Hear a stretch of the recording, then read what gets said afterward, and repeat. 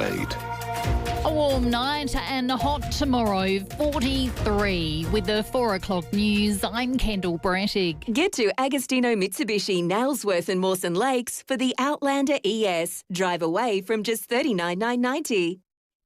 The CFS has warned we're facing significant fire danger tomorrow. 2 regions are facing catastrophic conditions, the Yorke Peninsula and Eastern Eyre Peninsula, while another 8 are rated as extreme. Brett Lachlan from the CFS says extra aerial resources are being brought in. We have brought on 2 additional Black Hawk helicopters, 2 additional single-engine air tankers or seats. They're the fixed-wing bombers that we use extensively in South Australia. And we are bringing over a large air tanker. These aircraft will supplement our existing aircraft that we have strategically located around South Australia.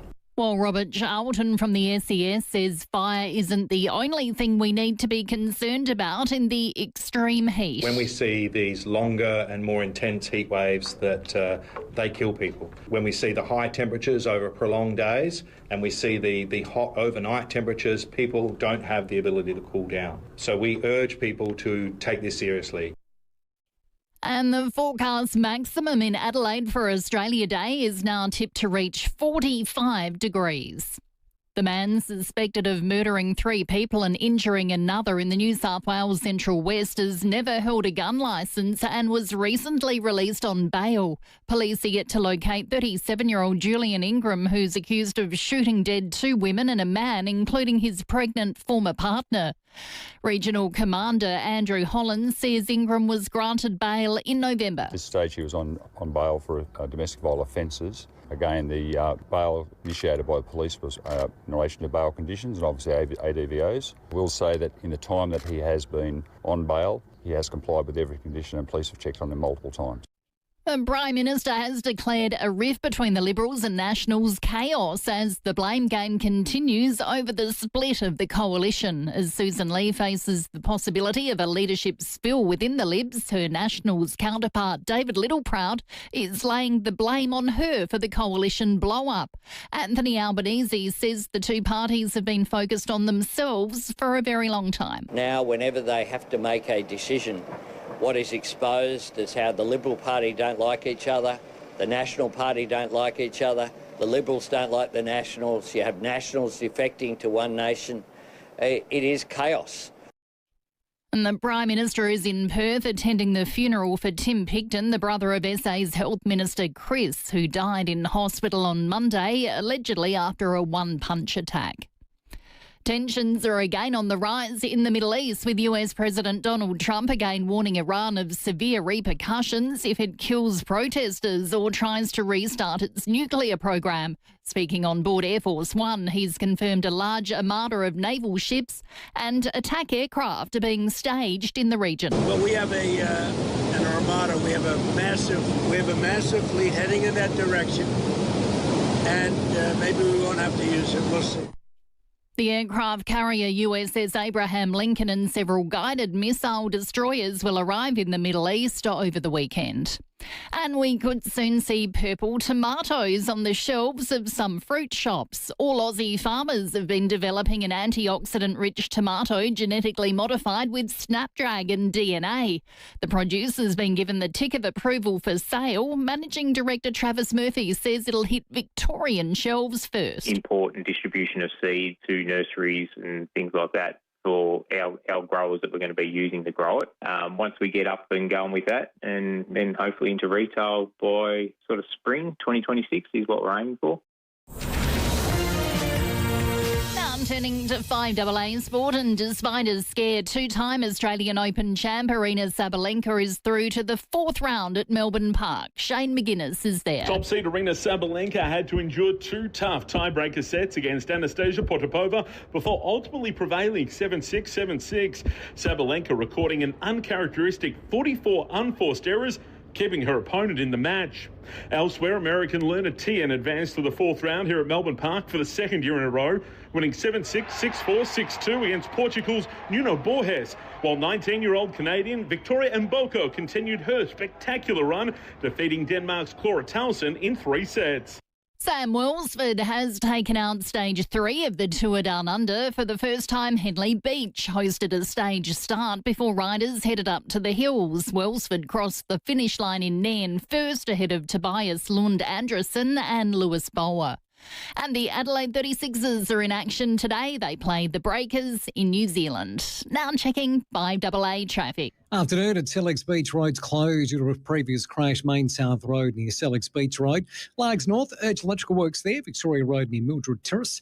Getting busy South Road Mile End as it has been for the last couple of weeks. And day 7 of the Tour Down Under up through the hills at Nan. Look out for road detours through there. Camera the Savo, Mortimer Street, Karata Park. Gear up this long weekend at Anaconda. Grab 2 Spinifex 3x3 Meta Gazebos for $179. Final days to shop. Anaconda Summer Sale. See online for T's and C's.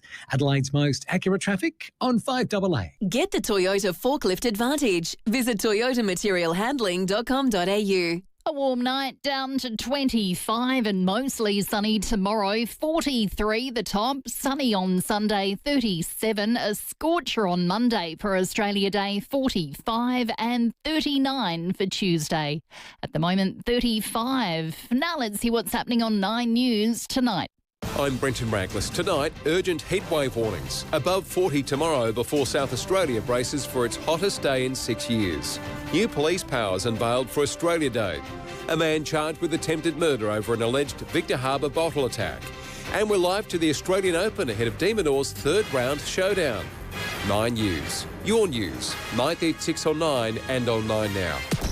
The news and issues that matter to South Australia. Always Adelaide. This is 5AA. Adelaide's only local sports show. The 5AA Sports Show. Coming up, the heat is on at the Australian Open. John Millman dissects the Special K's explosive exit. Connor Rosie will preview his third year as power captain, and Australia Day in focus with Anthony Mundine, plus plenty more. Welcome to the weekend. Rowey and Timmy G. The 5AA Sports Show. Yeah, on an Australia Day long weekend or survival day for some, call it what you want. We live in the best country in the world, the lucky country they call it. You live here, you've already won life's lottery, so let's celebrate it as one. Be proud. I don't know, eat a lamb chop or 2, have a couple of titties, drop a line in. Be grateful is what I'm saying. Timmy, be grateful. Welcome. Thank you very much, Stephen. Great to be here. You've had a really good week, mate. Yeah. You've worked... Is this an accolade, a bouquet? Yeah. You've worked the whole 5 days and you've done everything really well. I want you to take Monday off. Well done. Oh, what a guy, hey? What a guy. What a guy. 45. Yeah, 40. Yeah, it's going to be hot, isn't it? It is. You never know what you're going to get in Jan, Feb, do you? Like, you can get a nice sort of 27 day, or you can get one of these. And that... Oh, well, but it also makes the sport difficult. We got the TDU obviously going to have to ride through that. Those guys have got some tough legs to do now, but also tennis, of course, will go through it. And I know we got some basketball playing over the weekend. So yeah, it's a tough one for those playing sport. And our A-League season now goes over summer, and sometimes they've copped some nasty ones as well. They have. So what we want to do is park your little lefties views, your woke thoughts or political correctness. And I think celebrate Australia for what it is as a great nation. And I'm saying that to sporting organisations that have canned sport on the great day. Now, I miss cricket on Australia Day, and we did some homework in the sport room. We used to have used to own it in South Australia, and we'd Adelaide Oval. We'd have test matches, and then after test matches, when we lost that and moved it before Christmas, we had one-dayers. Our last one, and I had to look back, we both had a guess. It's been years and years. The last one was back in 2018 at Adelaide Oval. Cricket Australia doesn't fixture any Australia Day clashes now since 2019. And my question is, why? Well, they've chosen not to. It brought us together, cricket, didn't it? A couple of players mentioned it in both the women's and the men's that they thought they would prefer not to play on it. Cricket Australia took the stance to then not play a game on that day. But why? It's Australia Day. Well, because of the issue that a lot of First Nations people have, and that January 26th was... Invasion Day and all that sort of stuff. I get that. Celebrating colonisations. Okay, so I can understand their objection to that. Interestingly for me, for years, until it started to become a political matter. Well, it's divisive. I didn't know that Australia Day was about that day or that moment in time. I had no idea. I thought way back when they first brought it in. Mm-hmm. Do you know what year they brought it in as a public holiday? Tell me. You'll be shocked. Do you reckon it's 40 years, 50 years? What do you reckon it is? In the 90s. It was 94. There you go. 1994. Yep. So we're talking 32 years ago, which is not a lot of time, is it? Especially when you get older. But for mine, I always thought it was just about celebrating our lifestyle. Of the way we live in Australia. We love our beaches, we love our sport, we love what it was designed for. And we love a barbecue. Yep. And I thought that's what it was. Which is our culture, and playing cricket on that day. But the government, obviously, they picked the day. I had no idea it was linked to that. Mm. And that's when it became an issue, and probably only to my ears, maybe 10 years ago. That's when I first went, I didn't even know that was the issue. But do you know another country that's just snubbed their day? Well, it depends on what their day was based on. See, America's day is about independence, which was against the British, and they had Independence Day as such. The French have their day, Bastille Day, and the like. So they're probably different scenarios. So anyway, but like you say, let's celebrate where we are. But I'm just disappointed. I just want to know why. I used to always say to you, Timmy, why does politics have to mix with sport? Australia Day. Now, if the politicians want to change it, they have a referendum and do, and let's all get in line because it's divisive. I'll all be all for that. But why aren't we fixturing cricket games? So who misses a good Aussie cricket match on Australia Day? Who wants it back? I mean, when you hear this, it was Australia Day, and it was here at Adelaide Oval. We owned it. Well, yes. We owned it. No, because we used to have the Tri-Series back in the 80s. And we obviously didn't have the public holiday back then. So I'm wondering whether it was just in our imaginations that it was on a January long weekend as such. So there you go. It couldn't have been. When the cricket was on in Adelaide and it started at 2 o'clock, you knocked off, mate. Oh, yeah. And down you went. Absolutely. You didn't need an Australia Day long weekend to see the cricket. But who's with me? Who does miss a good Aussie cricket match on Australia Day? It's going to be a public holiday. We had a look who's on. The NBL have got a fixture. The A-League's got a fixture. The Australian Open will be on. So not everyone's woke. I just want to know why Cricket Australia have given it the big don't come Monday. Have your say, 8223 0000. And especially when we now play Christmas Day, Boxing Day, Good Friday and Easter Sunday. But now we won't play on an Australian Day. You know my argument with Good Friday, and I was always against it. Mine was just the fact that whether you were Christian or not, it was about the fact just having a day off with your family and nothing being on. That was my... Well, that's another thing that's been eroded. Yeah, that was my argument about Good Friday, was just, can we just have one day? Because Christmas Day is a busy day because you're flying around everywhere trying to appease families and get to that one, go to the in-laws, all that sort of stuff.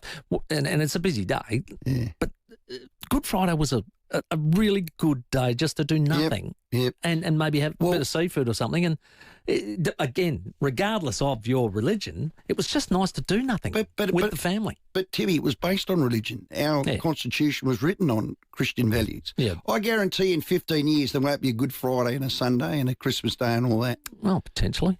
Gee, that's a big statement, isn't it? Gee, it is. Sam's looking at me sideways, but we're just getting eroded. I got back from Japan. Guess what I loved about Japan? The bullet train. They love their culture and respect it. Oh, yeah. Oh, the bullet train. The bullet train. That was good. Yeah. Osaka to Hiroshima, 2 hours. You're getting too deep for me. It's a Friday. I love my sport. You're getting too deep. They do 600 kilometres an hour. Mm. Yeah, I haven't been to Japan yet. To Tokyo in 16 minutes. I haven't been to Japan yet, but I've got it on my bucket list. Okay, do it. Anyway, I don't know how we got there. 5AA Scotty Campriali made these comments last week on the special case. Why is he still playing doubles if he's fit not to play the singles? And they do put on a good show. I've watched them. They are fun to watch. But you're sitting there going, like, this is a major, and yet you're sort of picking and choosing as to what you want to do. Either you're right or you're not. Like, particularly at that level, I would have thought. So I feel for him because, we want him back playing as an Australian, don't we? As an Adelaide person, we want him going really well, but that doesn't sit well with me. Well, that was about Thanasi. He's had some injuries. Singles is a lot different to doubles. Anyway, that hit the, what would you call it, the socials? Oh, yeah. Is that the word? It went absolutely berserk. Nick Kyrgios, he bit back on social media, quote for quote, on Twitter. Not everyone should have a platform to speak nonsense on. What? Nick, have you ever looked in the mirror, Turbo? I mean, that was Nick's response. I think where Kempo was coming from is, it's the old story, you know, in our game when we say once you step over that white line, you're deemed fit. Yeah. If you're carrying an injury, then no one cares. You've made the decision to cross the line. Correct. And we all know that players haven't played well because they've gone over that line and they haven't been fit. I think this was the case right here. They both were obviously not 100%, and it just proves at the top level that it's really difficult to get through. Of course it is. When you're not 100% right. Now, I think Thanasi has gone straight away. I reckon he's probably gone, I shouldn't have played because now I know this needs a lot more work than I thought. Yeah. Well, they lost. They bombed out in the Aussie Open, their doubles. It was a third set tiebreaker. My wife sat up and watched it. All I could hear was grunting. Whenever they won a point, it was a massive roar. They were playing the Aussies, and here there was nothing. Thanasi spoke after the match. I think I'm going to be on ice for a while. I don't want to play another match feeling like that ever again, so I will take a serious break. Yeah, I told Leighton, you've got to take a healthy body, someone that's a lot more ready than me. I'm in no way, shape or form ready to compete at this level, so yeah, I've got to do some things. I had some injections booked for after the tournament anyway, and I thought I'd be able to get through a doubles, so yeah, it's pretty disappointing. Good honesty, Thanasi. Congratulations must go out to Jason Kubler and Mark Polmans through to the second round. I did feel sorry for them. I did too. The crowd was just I think it's because there was a strong Greek crowd, like it was very pro-Greek. Yeah, but I just think they obviously put on a great show when they won the Australian Open, and it was a special case, and the crowd got behind them and they loved it. So it was an entertaining exhibition as well as great tennis. This time they're there and the crowd are doing the same thing, but they both weren't fit, and that's why it came undone.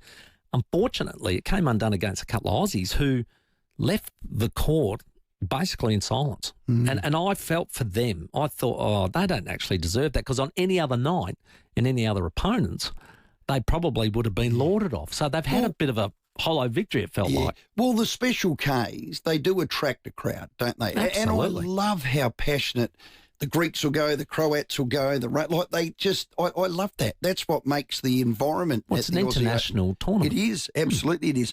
Have you say about that? Adelaide 36ers take on New Zealand in Auckland tonight from 5 p.m. It's 4:20. We'll give you updates with that, and the Reds take on Raw tomorrow at Suncorp from 4:30.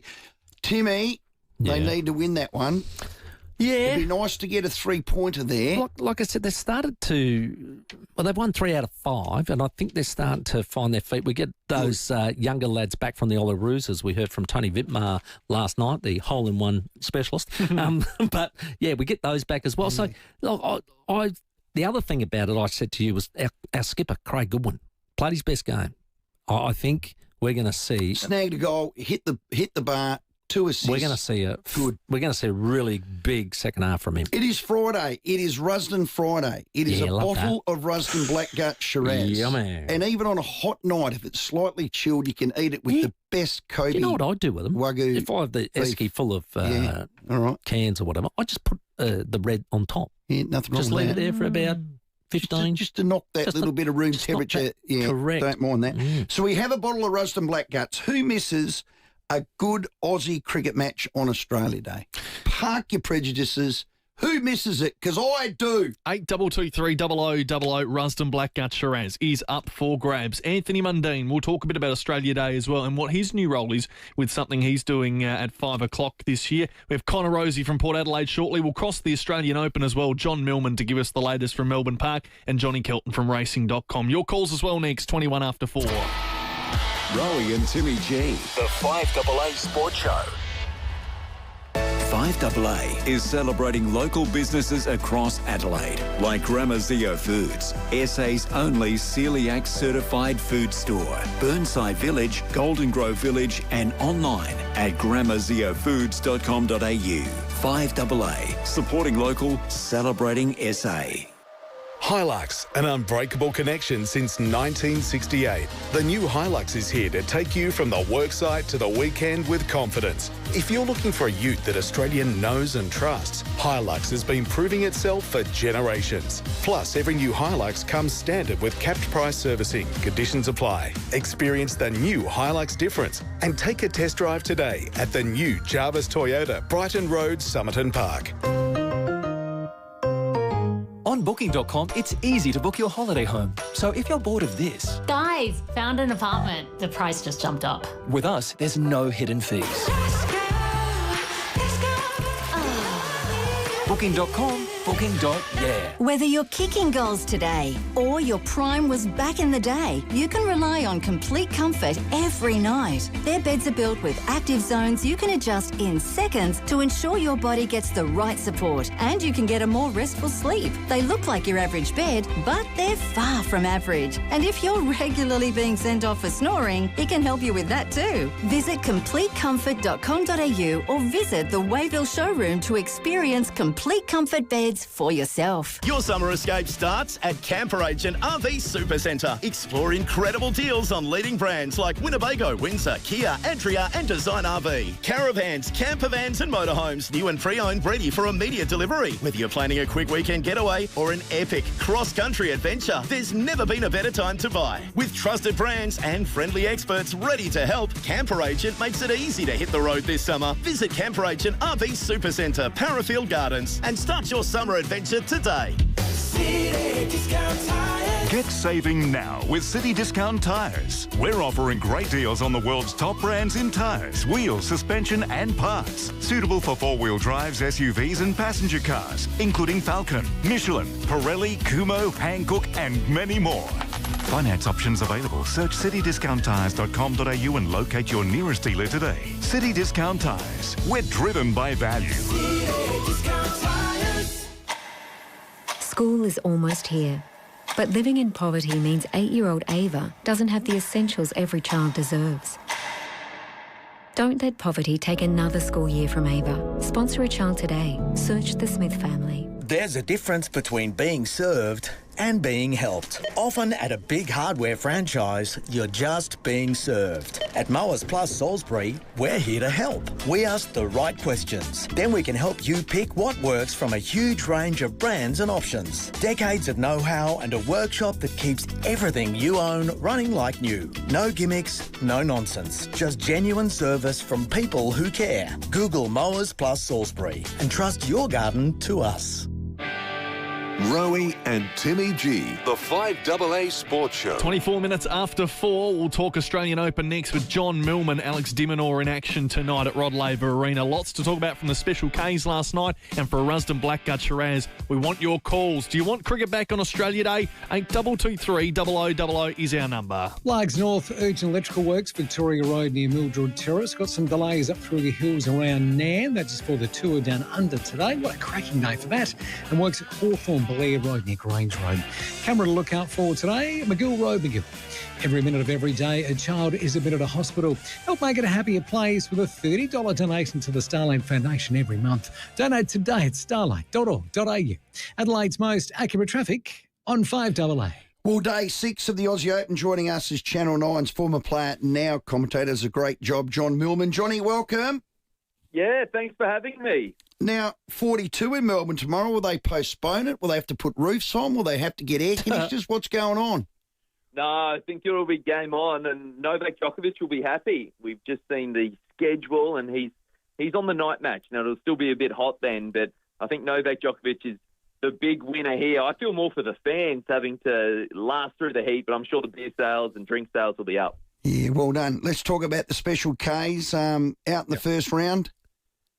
Yeah, I actually commentated this one, and all credit to Polmans and Kubler because it wasn't easy for them. It's not often that you're an Australian pairing and the crowd's definitely not supporting you. Obviously, Kokonakis and Kyrgios, there were moments where they thrilled the crowd, but they weren't able to get it done. I think the priority is for these two now is to go back, get their body right, and return fully fit. Yeah, John, I felt for the other pair because at the end of the game, they almost walked out to a silent stadium, and it felt, I felt for them. I don't know what it felt like there, but it certainly felt on the screen that I was a little bit shattered for him. Yeah, no, I probably tend to agree there. I don't think they got a few boos when Kubler rightly video challenged a call, which he was in the right to do, and he ended up winning the point because of it. So, yeah, the crowd obviously had their favourites, and we know that they would have known too that Kokonakis and Kyrgios would have been the favourite going on. But I really hope that hopefully the Aussies can, make amends, get behind those two, and hopefully they can have a deep run. Yeah, well, they'll, like you said, go off and hopefully get repaired. There was some other controversy as well with the Naomi Osaka game. Kirsty, is it pronounced? She not very happy about you've been playing for a long time, but you don't know fair play.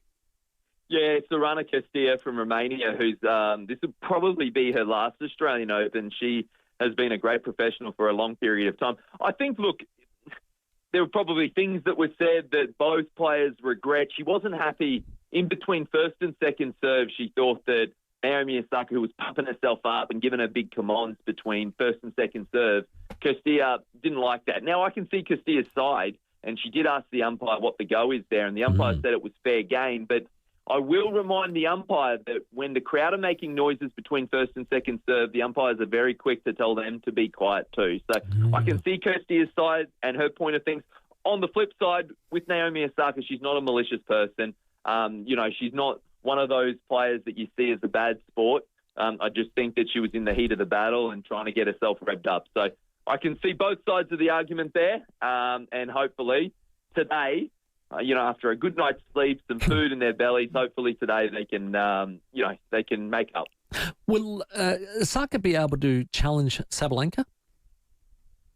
Yeah, potentially. I think Sabalenka, who wasn't as impressive today, she beat Potapova 7-6, 7-6. She's definitely the best player in the world. Osaka at her best can challenge Sabalenka, as can Swiatek, as can Rybakina, as can Keys, as she proved last year, and as can Mira Andreeva, who plays tonight, the 18-year-old. She is an incredible talent. So after Demon's match, hopefully it's a Demon win. Tune in and watch Mira Andreeva go to work, because I think she's going to win a Grand Slam this year. Alex is on tonight against a 29 seed. How will he go?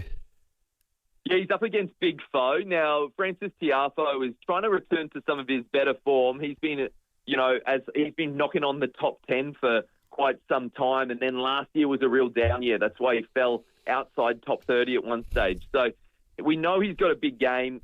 He loves the big crowds, and he won't really mind if they're for him or against him. Obviously, they'll be against him tonight, and they'll be in the Demon's corner. I think Demon's got to jump him early, and if Demon can bring the form that he's brought in rounds 1 and 2, I've been incredibly impressed by him. He's serving a lot better, he's moving well, and he's hitting the ball a bit bigger. I think the Demon will progress. Is it all elementary? We're going to roll through to Sunday weekend at Sinner v Alcaraz? Yeah, I'm not necessarily. All right. Maybe it's because he's my good mate and I might be a bit biased, but if Demon can put himself into that quarterfinal match against Alcaraz, Alcaraz was really impressive today, but I thought in rounds 1 and 2 there were signs that, he was a slight bit vulnerable despite progressing in straight sets. And down the bottom half, I think you'll see either Sinner or Djokovic get through there. Sinner probably the favourite. Yeah, well done. Hey, Johnny, great job, mate. Thanks for your time. We'll keep in touch. Not a problem. Thanks. Channel 9 former player and commentator, does a terrific job. Yeah, John Millman. Johnny. Did they call him the Milkman? Yeah. I thought they did. Did he have a funny little gag on air with the boy that won all the tennis matches playing golf? Probably a little faux pas, I reckon. Yeah. Yeah, Dylan Alcott. We can't mention it. Well, it was an innocent did go one. viral. Yeah, And it went viral on social media. John said to him, I saw you playing golf. And he said, yeah, I was having a crack. No. He said, what's your handicap? He said, I'm a paraplegic. Yeah, but that's great humour. Well, it was very quick. And but it was Dylan innocent. Alcott, he is very quick. He is. Yeah. And you would ask, because everyone that plays golf, what's your handicap? What's your handicap? Correct. So And you can get they a just- gauge. That's funny. Yeah. Most people say golf, like me. Yeah. Yeah, that's right. Watch the Australian Open live and free on Channel 9 and 9 now, all the way through the next week and a half. It's time for the 4:30 headlines. Port Adelaide's captain Connor Rowey next. The FIVEAA Sports Show. Rowey and Timmy G.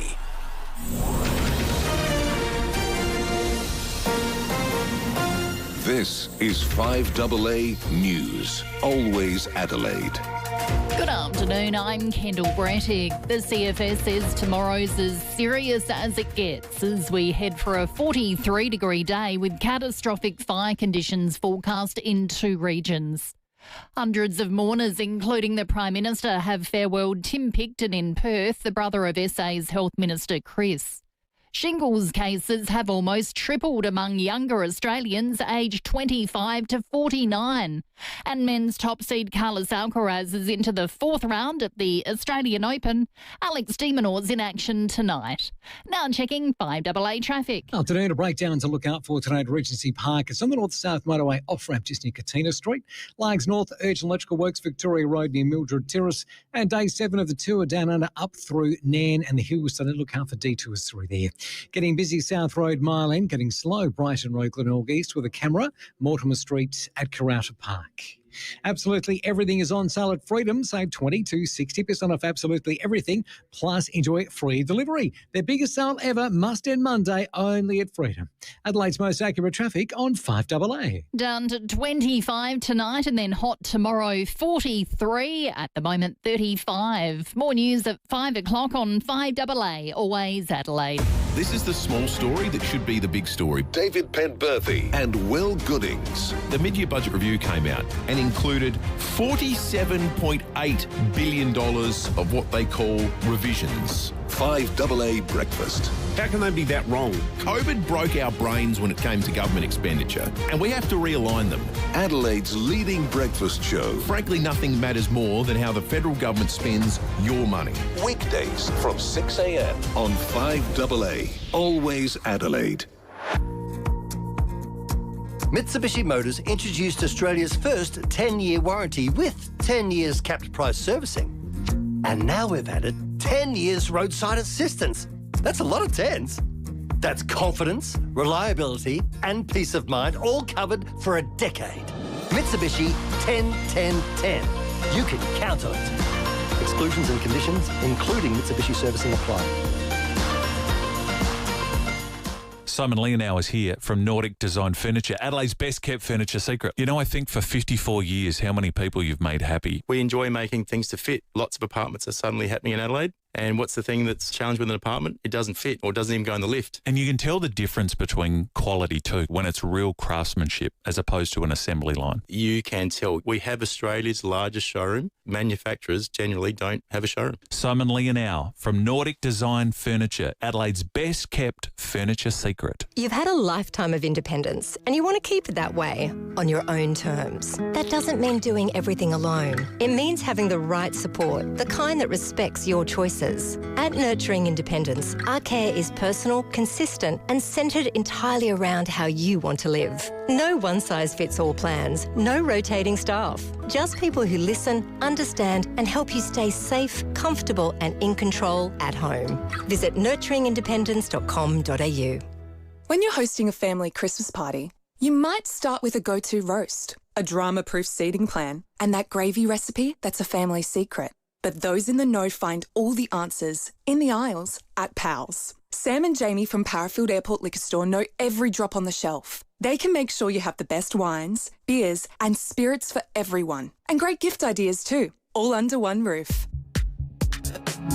Parafield Airport Liquor Store. Pals, next to Roulette's Tavern, Kings Road, Parafield. Trafalgar's big tour sale is on now with Phil Hoffman Travel. Save up to 15% on 2026 tours, including the Britain and Ireland Grandeur Tour, a 20-day journey from London return from $9,365 per person, twin share. Explore iconic capitals, ancient castles and breathtaking coastlines throughout England, Scotland, Wales and Ireland. Phil Hoffman Travel voted Australia's most outstanding travel agency in 2025. 13-time winner. Visit pht.com.au.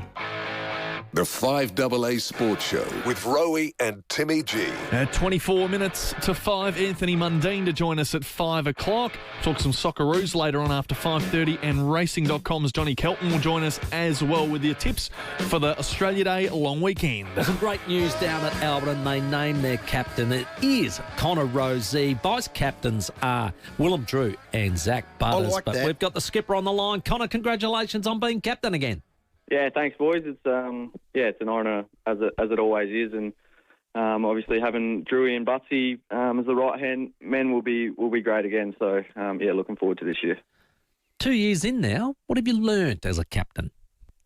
Oh, geez, a fair bit, to be honest. I guess when you first get the job, you just want to, keep everyone happy, and you want the team to do well. And there's a lot of other things you probably focus on rather than, yourself. And probably the last year or so, I've got back to, putting my performance above everything and trying to lead by example a bit more. And then once I'm doing or keeping my backyard clean, then trying to help others. So.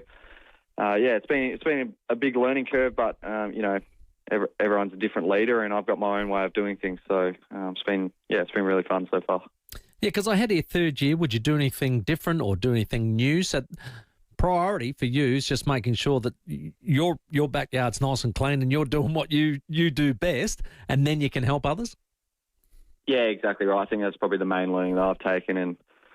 It's much easier to tell other people or help other people in what they're doing when you're doing, I guess, your own things to the best of your ability. So, whether I'd change things, probably not, to be honest. I think I've learnt so much by, doing things the way I have so far, and I think it'll hold me in good stead for the long run. I think you've given yourself good advice there. There's no doubt. I always used to say, just make sure you play well, then your words become 10,000 more powerful, because it's the actions that speak everything.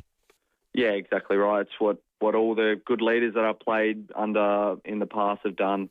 And you're right. Yeah, the words become more powerful when you're looking up to someone that's doing the right thing all the time. So.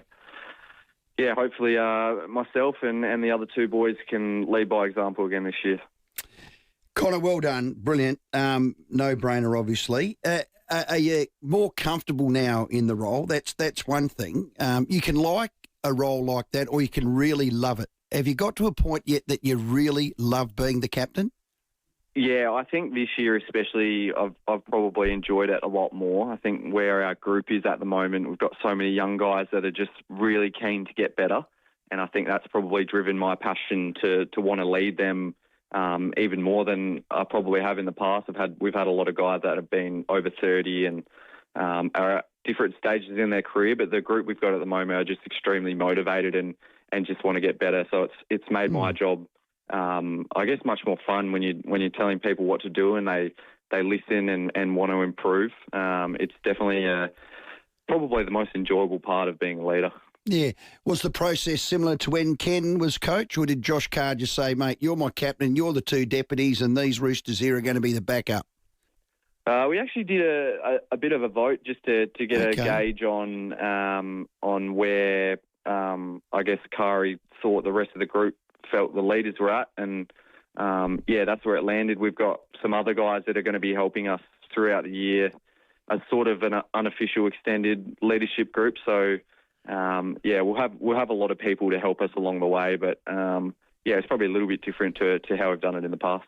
Yeah, Mitch Georgiadis, Alir, Miles Bergman, they all have been leaders amongst themselves. I'm pretty impressed with Jack Lukosius, to be honest. Like, he's had 1 year there. He was injured for a better part of it, and he's on that same footing. He must have impressed in his first year. Yeah, he definitely did. Obviously, I've known him for a long time, but his professionalism and the way he goes about it, I think a lot of the group really look up to him as a player and as a leader. As you said, he missed a lot of football last year, but the way he was able to impact our group still off the field, I think Kari obviously took notice of that, and good. I think he's going to be a great asset for us on the field, but also as a leader going forward. Yeah. Benny Rutten, your GM of footy, how's his style? Has he got his size 15s under the table? Is he moving into the role nicely? Has he settled in? Yeah, he's settled in. He's been really good so far. He's fairly different to Chris Davies in their personality. He's a bit more softly spoken, and I guess that's pretty similar to a lot of the coaching group, really. We've got a lot of people that are different personalities to probably what we've had in the past, which has been a it's been really refreshing, to be honest. And the club feels like it's almost a new place to be without having to change clubs. Feels like we've really refreshed the place. Softly spoken track. I wouldn't have thought that was. Yeah, you probably wouldn't have picked it from the outside, No. but he's the type of person that when you speak, he listens, but he doesn't over talk. Let's say that. Oh, good. At training, the AFL, due to concussion, sort of cut back on the amount of match sim training you can do. Have you actually noticed that difference? I didn't know that, but not really, to be honest. That's why I asked. We did a fair bit today, and I think next week we'll be doing a fair bit as well. I mean, to be honest, most of the drills that we do are, you start in a certain fashion, and it's pretty much match play after that anyway. So, I haven't noticed much difference. Well, I was going to say, with the footage I saw of Bergs going down and Burgers going on the other side, I thought, I think it's still going okay. But how do they police that? I haven't heard that. Yeah, that happened. Yeah, it's a great question because you could just call match play something else. God, that's ridiculous. Yeah. So anyway, that's another subject. We got a trial against the Crows, but this time a little bit of a difference. It's 25 per team, 4 quarters only, not the 6 quarters and sort of the whole squad playing. Is that a better concept? Probably. I think obviously it gives everyone a fair bit of motivation to want to be in that 25, and you get a bit more game-like scenarios out of it. So it's exciting. We're not far away from football really. It's only a couple of weeks away, so starting to really ramp it up now, and that'll be one of the first real cracks at it. And then you'll go to Perth, and I see that, you'll get to get more familiar with one another and game style and the like, but also great opportunity for bonding when you go to those trips. Yeah, we've got the King of Perth in our team, Mitch Georgiadis. So last time we went over there, he got us out on his boat and over to Rottnest Island. So I'm sure we'll try and find some time for some connection activities while we're over there, and he can show us around again. Great idea. Well, there's 52 on a list, and coaches, how bloody big's his boat? It's big enough to have even spare room for that. So oh my God, he's not struggling, old Mitchell. Yeah. Oh my God, he's a wolf of Wall Street, or the wolf of West Australia. Feb 20, we spoke about it, the Crows at Albion. Do you feel the team's ready? When you get a new coach, a new coaching group, it can take a while to implement any structural changes or ball movement changes. Has Curry been able to embed them, that they're second nature now? Yeah, that's been the real focus over the last few weeks, and even before Christmas, to be honest. You're right. Obviously, a new coach comes in, he's got his own way of doing things and changing small parts of our game plan. So, it's hard to tell without sort of playing against someone that's not your own teammates, because they all know what you're trying to do, and it can be hard to sort of practice some things sometimes. But that first hit out will be a real test when we get some different opposition, and we can really test our ball movement and the way we're going to defend. 13 years at Ken, he played a distinctive brand and demanded from the group. Now you've got a new coach. I know Josh was there before. Sometimes you fall back to what you know, the subconscious as a footballer, and you want to play in that because you just want it to be natural. Do you feel there could be a changeover, or do you think the two, in other words, Josh Carr's era, which is yet to start, and Ken Hinkley, there's not a lot different? I think there'll be some pretty noticeable changes. Okay. Round one when we line up in the way that we're going to play. Their philosophies are pretty different, and without giving too much away, I think it's really exciting for our group. And like I said before, the group's we've got a pretty young group, so everyone's quite moldable in the way that they learn. There'll probably be some moments where we might default back to some old habits, but that's part of the learning process. And if we can get pretty close to that round one, then I think we'll be going okay. Is that a word, moldable? Yeah, it is. Is it? It is I think now. so, yeah. If he said it, it is now. Fair call. Who am I, Connor? Who am I who failed English? I'm telling you. Question, Connor Rosey. Every year they add words to the Oxford Dictionary. All right. And 6-7 got in last year. Okay. So, hey, Connor. Moldable. Jackson Mead we spoke to the other day. He's training down back and the like. And I was just wondering, different names that we might have seen at training go through the midfield. I think Will Lorenz was mentioned. Yeah. Will's been he's been playing a fair bit in midfield. He's taken a fair big step, I think. So I think he'll be definitely targeting a fair bit of AFL football this year. There's been a lot of guys really that have been chucked around just to see how they go in different positions. I even saw Mitch Georgiadis running in the midfield today. So wow. I'm not sure that'll probably stick long term, but he loved it. Little burst here and there. Just keep the King of WA interested. I like it. Keep him happy. Busy couple of years for you. Your 2 years as captain. You've got a couple of children. You got married to the lovely Maisie. It's all happening. Audrey and Walter going okay? Yeah, they're going great. I'm sure everyone that's had kids before knows it's a bit of chaos at home, especially when they're sort of this age, they're 1 and 2. They're pretty crazy, but it's great fun as well. It's been amazing to see the little ones grow into their own personalities, and it's just a small reminder every time you get home that there's some bigger things to life than football. The beautiful thing about that is they don't know whether you won or lost. Absolutely. She puts a smile on the face no matter what happens on the weekend. Oh, beautiful. That's a good old-fashioned name, Walter. Is there history with that name? One of my good mates in WA's Wally Matera. Oh, yeah. So is he going to be a Walter or a Wally? I don't know, to be honest. He's our daughter calls him Wal, so I don't know. Well, that'll stick. I'm not sure what's going to stick, okay. but I think we've got some sort of uncle in the family, but it was beautiful. Just a name that we like. So yeah, love it. Hey, we've got a lot of texts coming through at the moment. Are you halfback, mid, forward? Are you going to play your ruck? How flexible does he want you, Connor? Probably pretty flexible, to be honest. I'll be doing some of both, I think. Okay. I'm not sure exactly how the split will be, but it'll be some weeks it'll be 60-40, 70-30 some weeks, depending on who we're playing. So, I won't say.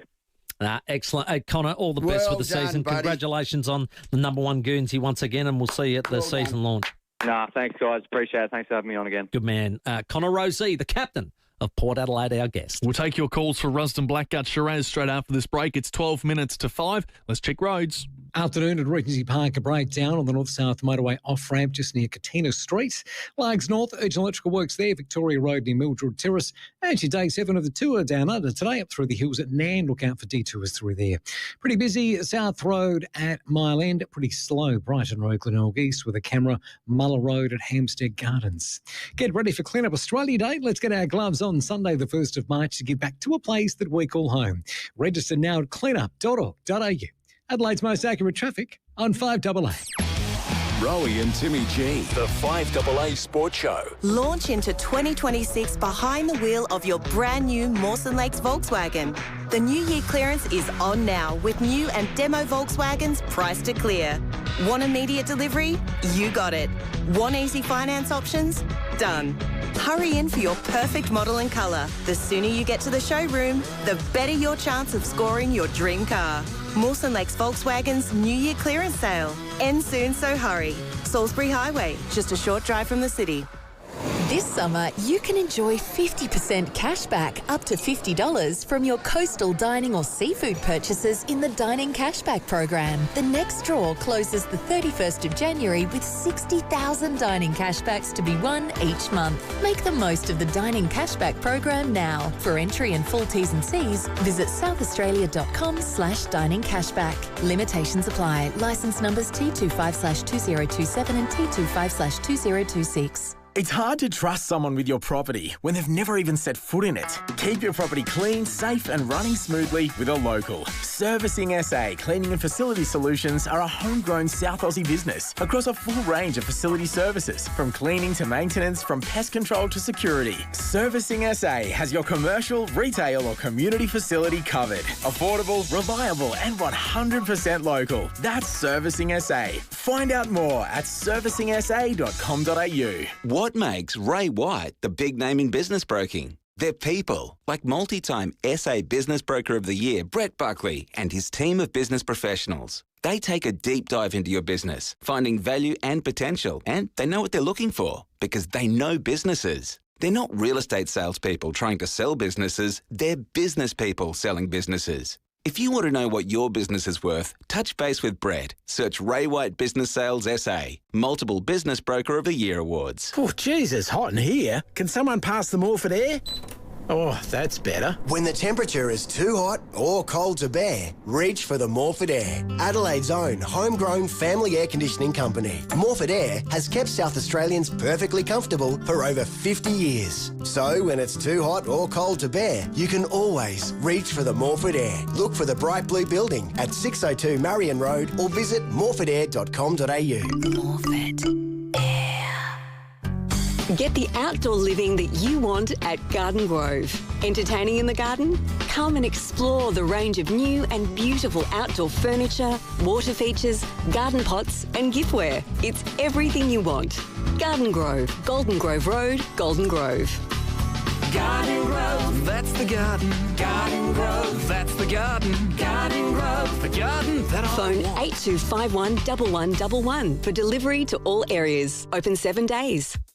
Rowey and Timmy G, the 5AA Sports Show. It's 8 minutes to 5. Anthony Mundine is going to join us on the other side of 5 o'clock. We'll keep taking your calls for a bottle of Rusden Black Gut Shiraz. Oh, yeah. It's going to get hot this weekend. We know that. Australia 45. Day is going to be... It's hot in the kitchen last night at the Australian Open because Naomi Osaka upset her opponent, Serstia, and she wasn't very happy about her saying, come on, in between serves. Yep. And there was a bit of banter at the net. And then at the end of the game, Serstia said, you've been playing for so long and you've got no idea of fair play. And they're fighting words. And then Naomi spoke after the game.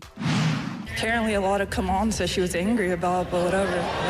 I mean, I tried to play well. I think I hit a lot of unforced errors, but I tried my best. She's a great player. I think this was her last Australian Open, so sorry she was mad about it. Whoa, so I think that's a fierce rivalry just brewing there, without a doubt. But it just got me thinking about fierce rivalries in sport. Now, the first one I can think of is Ali and Frazier. Now, two of the great heavyweights of all time. But the thing about it was Muhammad Ali could absolutely bait Joe Frazier and bait him badly to the point where in a lot of press conferences, Joe would get out of his chair and was going to go over. They'd do talk shows together and he wanted to get out of the chair and fight him because he couldn't fight him with the words. No. He wasn't quick enough or witty enough. And, of course, Muhammad would just keep going at him. Yeah. To the point where I saw a documentary that was done probably in the 2000s, and poor old Muhammad was struggling a bit with his Parkinson's, and he still got him with the lip, and Joe still got out of his chair. That's a fierce rivalry. Fierce rivalries for a Rusden Blackguts. Jimmy Connors, if you're going to keep the tennis theme, and Ivan Lendl hated each other. There was no love there whatsoever. Hate. I saw Connors approach the net at him one day and say, "You don't intimidate me. I am not scared of you. Everybody else you were trying to intimidate, I don't care. I'll thump you." It was great. I loved it. Because Ivan was a bit older, been on the circuit. No, he was younger. Oh, younger. Jimmy had been around a lot longer and was like this. Who's this upstart who thinks he can, intimidate me? Nah, they're not going to have it. Fierce rivalries. What about Wayne Kerry and Anthony Stevens for different reasons? Yeah, they're fired up for different reasons. Yeah, I think we know the reasons. Do you want those sort of ones? Well, that's a fierce rivalry. I got to go. Fierce sporting rivalries. Well, straight away from Grange, Nick, what have you got?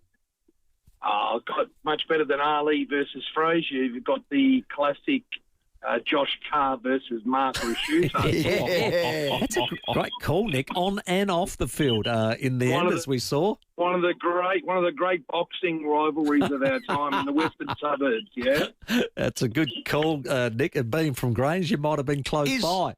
Is that legend getting bigger and bigger, and the story getting greater and greater? I mean, really, at the end of the day, it was a fairy tap. But don't you love that? That was a good old wrestle. Don't worry about that. Okay. Well, I think I've said before, I had both Josh Carr and Mark Rasciuto on stage for Little Heroes charity lunch, showdown lunch, and got them both on there at the same time to tell the story together. That way you don't get he said, she said.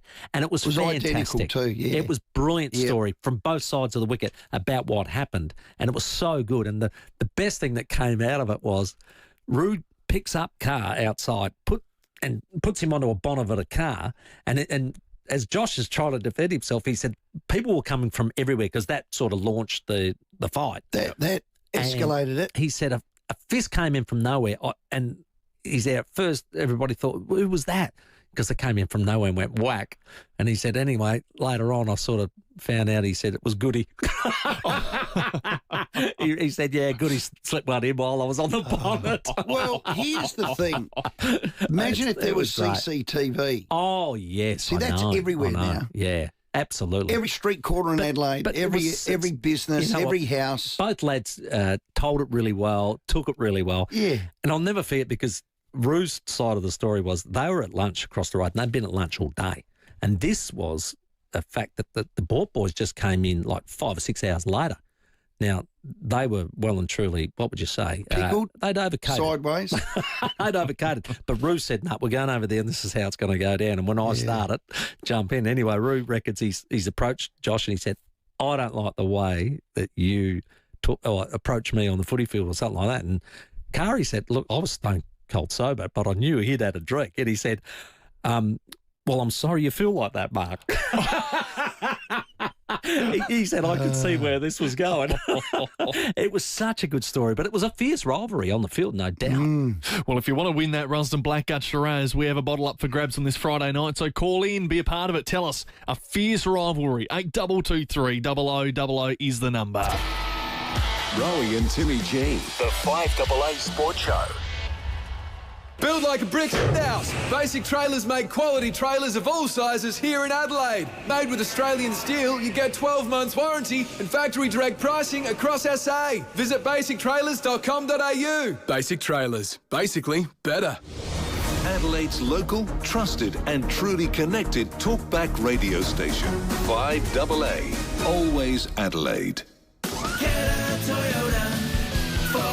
Deliver more with Toyota, the world's #1 forklift brand. Choose from a great range including pallet jacks, walkie stackers and reach forklifts, right up to their leading Toyota counterbalance forklifts. Legendary reliability and safety with cleaner, greener electric options. Toyota can tailor the right forklift solution for you. It's all part of the Toyota Forklift Advantage. For more, visit toyotamaterialhandling.com.au. Get a Toyota forklift. When you're receiving support at home, feeling comfortable with the people who help makes all the difference. You want someone who understands your routines, someone who listens, someone you can connect with. That's why Nurturing Independence takes a personal approach. Your match with support that suits your life, not a generic plan. It means you'll see familiar faces and receive help that strengthens your independence and your confidence at home. Visit nurturingindependence.com.au. 5AA is celebrating what makes Adelaide truly special. Local businesses across our city, north, south, east and west. Simon Leonau is here from Nordic Design Furniture, Adelaide's best kept furniture secret. You know, I think for 54 years how many people you've made happy, because people don't have to settle anymore. They don't have to buy that piece of furniture that doesn't fit their home. They can come to you and find the exact piece they want. That's right. We enjoy making things to fit. Lots of apartments are suddenly happening in Adelaide. And what's the thing that's a challenge with an apartment? It doesn't fit or doesn't even go in the lift.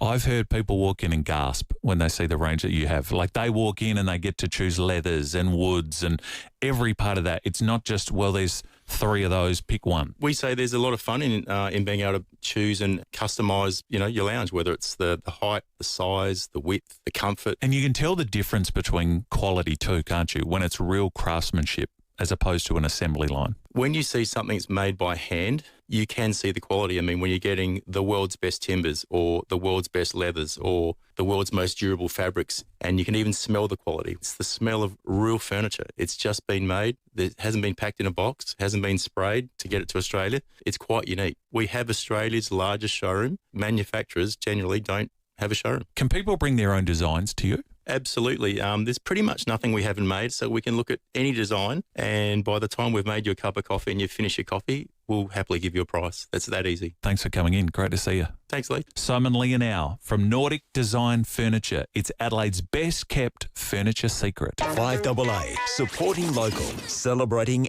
SA. Up to the minute news for South Australia. This is 5AA News, always Adelaide. Hot tomorrow, up to 43 with the 5 o'clock news. I'm Kendall Brettig. Get to Agostino Mitsubishi, Nailsworth and Mawson Lakes for the Outlander ES. Drive away from just $39,990. Extra aerial support has been called in as SA prepares for its worst fire danger day in years tomorrow. 2 regions are facing catastrophic conditions, the York Peninsula and Eastern Eyre Peninsula, while another 8 are rated as extreme. Brett Lachlan from the CFS says people heading away for the long weekend need to heed the warnings. Maybe tomorrow you aren't in that area until those conditions are a little bit better on Sunday, but these are decisions that I urge people to take seriously and to make with careful consideration. Some have already cancelled their holiday plans, with the temperature set to climb into the 40s, and it could see a leg of the Tour Down Under modified tomorrow. It's also tipped to reach 45 on Australia Day in Adelaide, our hottest Australia Day on record. The heat has forced changes to the Australia Day celebrations at Elder Park in the city. Gates will now open at the later time of 7 p.m. The Australia Day Council's Jan Chorley says the full program will still go ahead. We're bringing in additional shade and also water misters, plenty of water refilling stations. So all of the activities there will still be continuing just like we were planning. There's just been a slight alteration to the program, and very sadly this year the parade will not be going ahead. And police will have a strong presence at Australia Day events across SA on Monday. In preparation, they've made 5 public event declarations. Assistant Commissioner John DeCandia says they'll have zero tolerance for bad behaviour. We won't accept anything that's going to cause offence to anyone or cause any public order, and we'll be swift in taking any response for that. We want all the events to occur not only in the metro area but in other areas to be safe. That's why we've made these public event declarations. Hundreds of mourners have attended a memorial service for former Labor figure Tim Picton at Perth Stadium. The 36-year-old brother of SA's Health Minister Chris Picton died in hospital on Monday, 3 weeks after he was allegedly assaulted outside a Northbridge nightclub. Chris Picton spoke at the service. Tim could connect with everyone, from the front bar to the boardroom table, from brickies to billionaires, from premiers and prime ministers, through to an area of Tim's particular speciality, older electorate office ladies. The man accused of killing 3 people in the New South Wales Central West, including his pregnant former partner, has been released on bail for domestic violence offences in the past year. Police are still searching for 37-year-old Julian Ingram, who was last seen driving away from Lake Carrigelligo. They've also confirmed he's never held a gun licence and had an apprehended domestic violence order taken out against him by shooting victim Sophie Quinn. Aussies Rose Byrne and Jacob Elordi are nominees for this year's Oscars. More from Jonathan Kurtzley. Fresh from her Golden Globe success, Rose Byrne is nominated in the Best Actress category. Brisbane-born Jacob Elordi is up for Best Actor in a Supporting Role for his performance in Frankenstein. Horror film Sinners is leading the charge at the 98th Academy Awards with a record 16 nominations, eclipsing the previous best set by, among others, Titanic. Turning to 5AA sport, a former Australian Open finalist had to come from 2 sets to love down in the 3rd round at Melbourne Park. Shane McGuinness is there. Daniel Medvedev needed almost 4 hours to reach the round of 16, the 11th seed ultimately prevailing 6-7, 4-6, 7-5, 6-love, 6-3. Over on Kia Arena, despite a huge Turkish turnout, Zeynep Sonmez has gone down to Yulia Putintseva in 3 sets. Putintseva playing up to the crowd post-match in similar scenes to Danielle Collins 12 months ago. Other winners today, Aryna Sabalenka, Carlos Alcaraz and prodigious Canadian talent Victoria Mboko. And play will start earlier tomorrow, given the high likelihood the tournament's extreme heat policy will have to be enacted. Sydney Sixers all-rounder Jack Edwards knows they can't afford to let Steve Smith shoulder the responsibility against the Hobart Hurricanes tonight. Smith has starred for the Sixers since returning from the Ashes, averaging 70 runs as an opening batsman. Edwards says they can't rely on his electric form. I think throughout the tournament we've shown that we started the season slowly, but then, kind of turned it around and got the momentum going our way for when Steve did join us. So everyone stood up at different times, and I'm sure that'll happen again. And Sam Welsford has taken out stage 3 of the Tour Down Under, crossing the finish line in Nairn first ahead of Tobias Lund Anderson and Lewis Bower. Now checking 5AA traffic. Breakdown at Regency Park to look out for. North-south motorway to Green Junction Road underpass. Largs North, urgent electrical works, Victoria Road near Mildred Terrace. And road closures in the city for the Tour Down Under and around Nairn today as they're up in through the hills. Cameras, Grant Avenue, Rose Park and Newton Road, Newton. It's summer and Liquorland is dropping the price of a pack of 6 375ml cans of Canadian Club and Dry to $28. Save 6. Ends 10th Feb. 18 plus only. Choose to drink wise. Adelaide's most accurate traffic on 5AA. Get the Toyota Forklift Advantage. Visit toyotamaterialhandling.com.au. Warm tonight, down to 25, and then hot tomorrow, 43. Sunny on Sunday, 37, up to 45 for Australia Day on Monday, and 39 for Tuesday. Right now, 36. Now let's see what's happening on 9 News tonight. I'm Brenton Raglis. Tonight, urgent heatwave warnings. Above 40 tomorrow before South Australia braces for its hottest day in 6 years. New police powers unveiled for Australia Day. A man charged with attempted murder over an alleged Victor Harbour bottle attack. And we're live to the Australian Open ahead of De Minaur's third round showdown. 9 News. Your news. 986 on 9 and on 9 Now. Setting the agenda for South Australia. This is 5AA, always Adelaide. Trafalgar's big tour sale is on now with Phil Hoffman Travel. Save up to 15% on 2026 tours, including the Britain and Ireland Grandeur Tour, a 20-day journey from London return from $9,365 per person, twin share. Explore iconic capitals, ancient castles and breathtaking coastlines throughout England, Scotland, Wales and Ireland. Phil Hoffman Travel voted Australia's most outstanding travel agency in 2025. 13-time winner. Visit pht.com.au. Adelaide's only local sports show, the 5AA Sports Show. Still to come at 8 after 5. Drama at the T20 World Cup. Bangladesh pulls the pin and calls out ICC double standards. Anthony Bundine to share his surprise move ahead of Australia Day. And Johnny Kelton returns to give us his racing tips.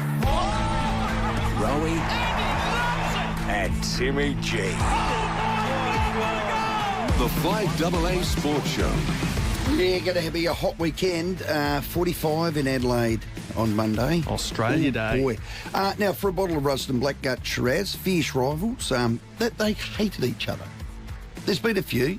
We'll get to them. Yeah, fierce rivals. We will get to them. My next guest had a couple of fierce rivals.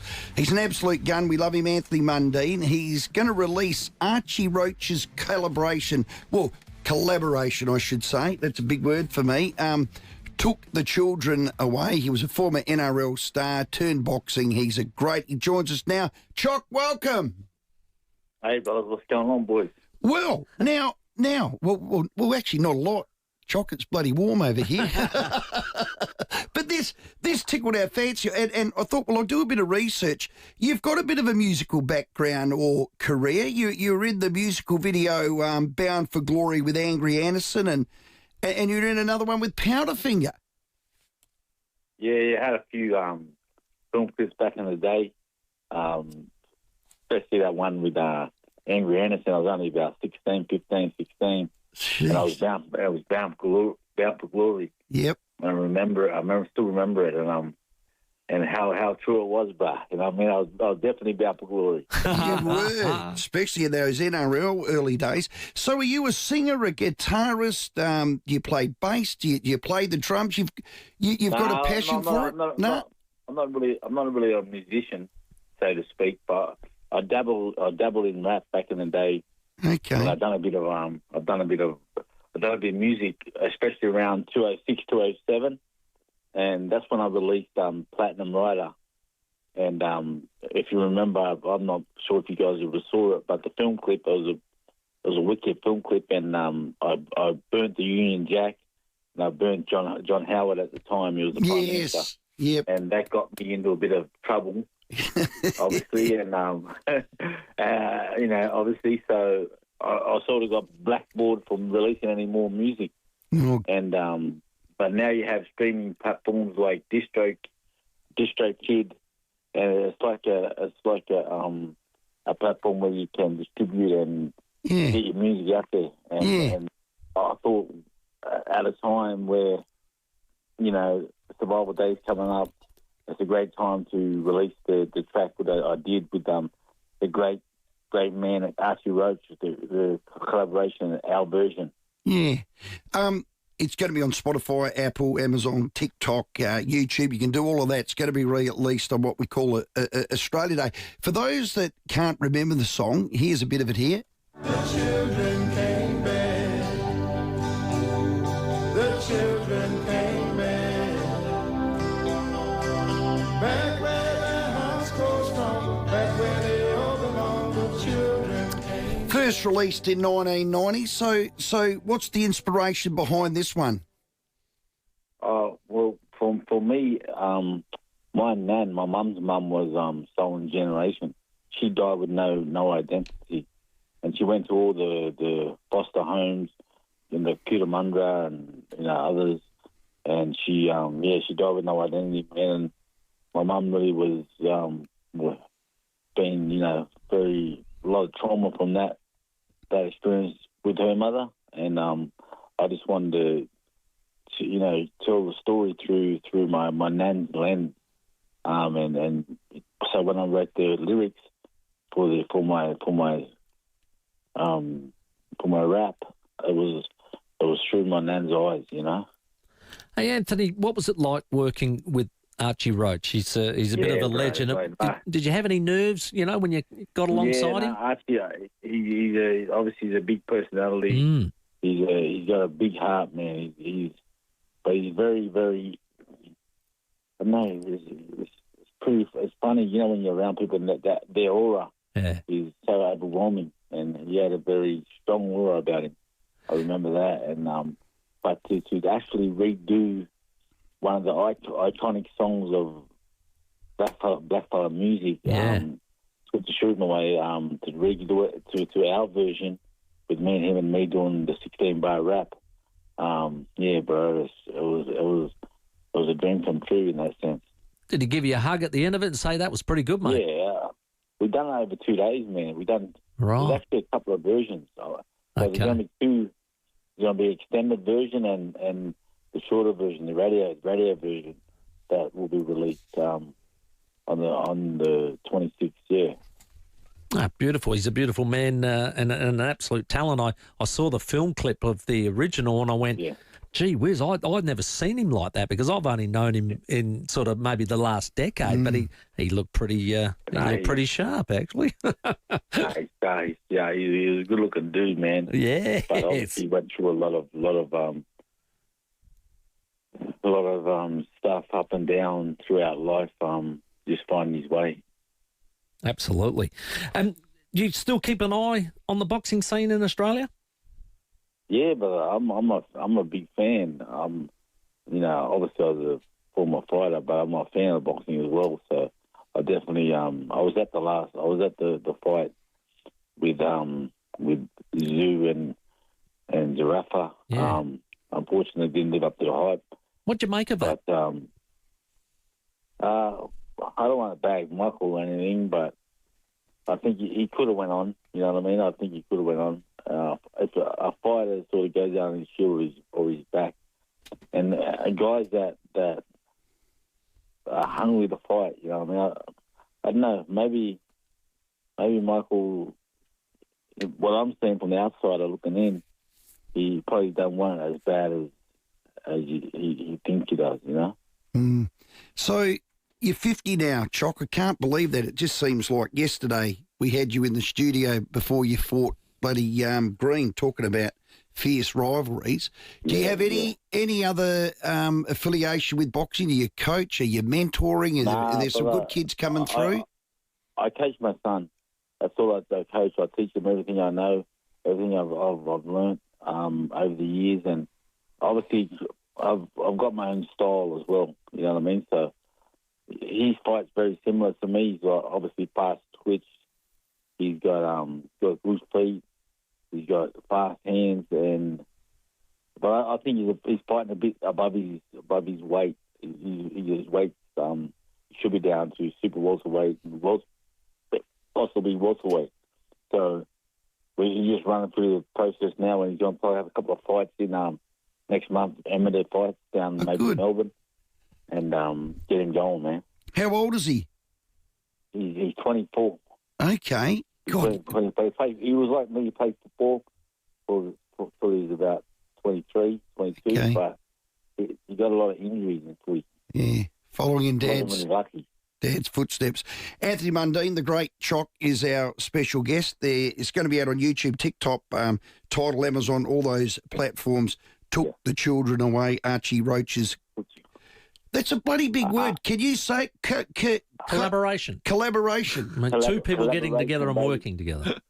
A collaboration. The man Mundine and the great Archie Roach collaboration. Beautiful. Took the children away. Like, it's crazy, man. Yeah. Chock, while we got you, the 26th of January, we call it Australia Day. It's not uniting us as Australians. It's dividing us. Yeah, it is. It's divisive. So what's the answer? I believe, I said it on the radio this morning, the Kyle and Jackie O show, maybe because there was such an atrocity that happened on the 26th, and obviously the way they come in and took the land and planted the flag was through force. You know what I mean? Was through massacre and murder and things like that. And it's not good. We should do what, say, like the Anzac, what we do for the Anzacs, have a day, I reckon, a day of mourning and recognising and reflecting on that, the dark, and have sympathy towards the original people. And then I reckon the next day, Australia Day, we can all celebrate and moving forward, living in harmony and peace, because that's the history, and now we're coming to a new Australia with a new sort of multicultural country that got all diverse faith and ethnicities here, and celebrate this great country that we have.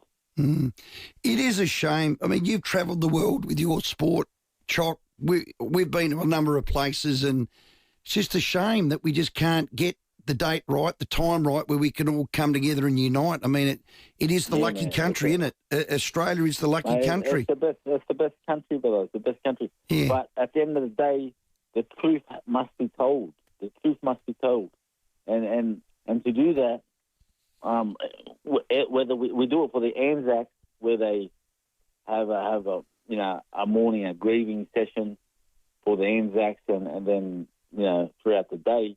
But why can't we do it for the original people of the land that were did wrong by, you know? Well, our problem is our leaders are weak, Anthony. I think that's the point. That's it, but I might have to get in the politics cuz, you know what I mean? Okay. Politics for you any day, Anthony? Or reckon you'd be good in politics? I'll be ruthless, because I'd give the people what they want, really what they want. I'll be setting up polls left, right, and centre, because it's what the people want. You're there to serve the people. You know? You're not there to serve yourself or anybody else. Hey, look, all the best with the song. Point. It's amazing to be able to work with such a legend as Archie Roach, and we wish you all the best with the release of it. Yeah, thanks, mate. It's going to be all on the streaming platforms, and you pre-save it, pre-book it on the streaming platform. It's on my Instagram, on my stories. It's Anthony Mundine Official on Instagram, and you'll see on my stories. Click the link and you just go straight to it. Perfect. So thanks, guys. Beautiful. Thank you very much. That's Anthony Mundine releasing the song, which was released in 1990 by Archie Roach, Took the Children Away. Well played. Have your say around our call topic tonight, because for a Rusden bottle of Black Guts, we'd love to take your calls after this break. Fierce Rivals, 8223 0000 is the number to call in on. We'll do that next after we check roads. Afternoon at Regency Park, a breakdown. The north-south motorway near the Green Junction Road underpass. Largs North, urgent electrical works, Victoria Road near Mildred Terrace. Busy for the drive home, South Road 3 Mile End. And look out for detours on the drive home through Nan with the tour down under up through the hills. Camera, Newton Road, Newton. Kickstart to 2026 fitness goals with 2 months free at Anytime Fitness when you join this January. Plus, get 24/7 access to over 600 clubs in Australia. Search Anytime Fitness, Adelaide's most accurate traffic on 5AA. The 5AA Sports Show, Rowey and Timmy G. 5AA is celebrating local businesses across Adelaide, like Nordic Design Furniture, crafting bespoke premium luxury furniture by hand right here in South Australia for 54 years. 5AA, supporting local, celebrating SA. This summer, the feeling starts here at the new Jarvis Toyota Somerton Park. Pack more in and get the most out of your summer at Jarvis Toyota. Plus, come check out the new Hilux, the ute that Australia knows and trusts. Hilux has been proving itself for generations.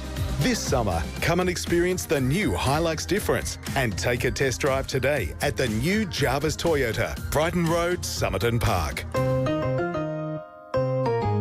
Who wants to go on a holiday? Dreaming of your next getaway? With Travel Auctions, the choice is yours. From powered sites for caravanners to holiday cabins, relaxing cruises and hotel escapes, there's something for everyone. And here's the best part. You bid the price you want to pay. With Travel Auctions, it's as simple as placing a bid, and if you are successful, hello holiday. Travelauctions.com.au or call 1300 65 6573. No hidden fees, just great deals. Well, complete windscreens. We're at 220 Main North Road Prospect, the Big Red Koala. Busy as anything this time of year because there's a lot of cars on the road, Timmy. Yeah. And the phone number is? 822. That's our phone number. Ours. 8269 4444. Jesus. Or you can you can call us and then call that. Do that. Push 3 and we'll put you through to complete windscreen. I was with my business partner. We were talking about our roads at the moment. If you do a lot of country driving, it's a long weekend, isn't it? Well, I was about to say that because everybody's been on holiday or going this weekend, and that's when you get a little chip. That's exactly right. There's been a lot of people coming in that we've put a windscreen in, and they're back within 3 months, 4 months, 5 months, 6 months or 7 months. And Lindsay come up with, he said, you know what we should do? We should warranty that windscreen. So if you chip it in that calendar year, and it's expensive now, windscreens. Like some of them are over $1,000. Rain sensors, cameras, head-up displays. The new cars. I mean, these brand new cars, the BYDs, the Sharks and all that. So what's the guarantee? Very expensive. Well, we'll chip repair it for free. What? Nobody has skipped into complete windscreens. Woohoo, I got a new windscreen. No, they all come up with their lips down, and a lot of people have insurance, but a lot of people with insurance. So I show the receipt and say, look, I got this 3 months ago. We'll chip repair it for nothing. I just went to York's and I got another chip repair. But we're getting a lot of it. There's a lot more trucks on the road. A lot of trucks on the road. A lot of roads Carry Australia, mate. Well, they do. I'm not knocking them. Keep on trucking. There's all that sort of stuff. So if you do, we're going to warranty that for a year. That's free chip repair. No one else does it? No one else. Only 8269 4444. And you know, call Lindsay. Complete windscreens. He's an ideas man. Thinker. Unlike me, he's a thinker in residence. He is. At 220 Main North Road Prospect. He's an ideas man. The Red Koala, you ping a windscreen, ring us. Great call. I'm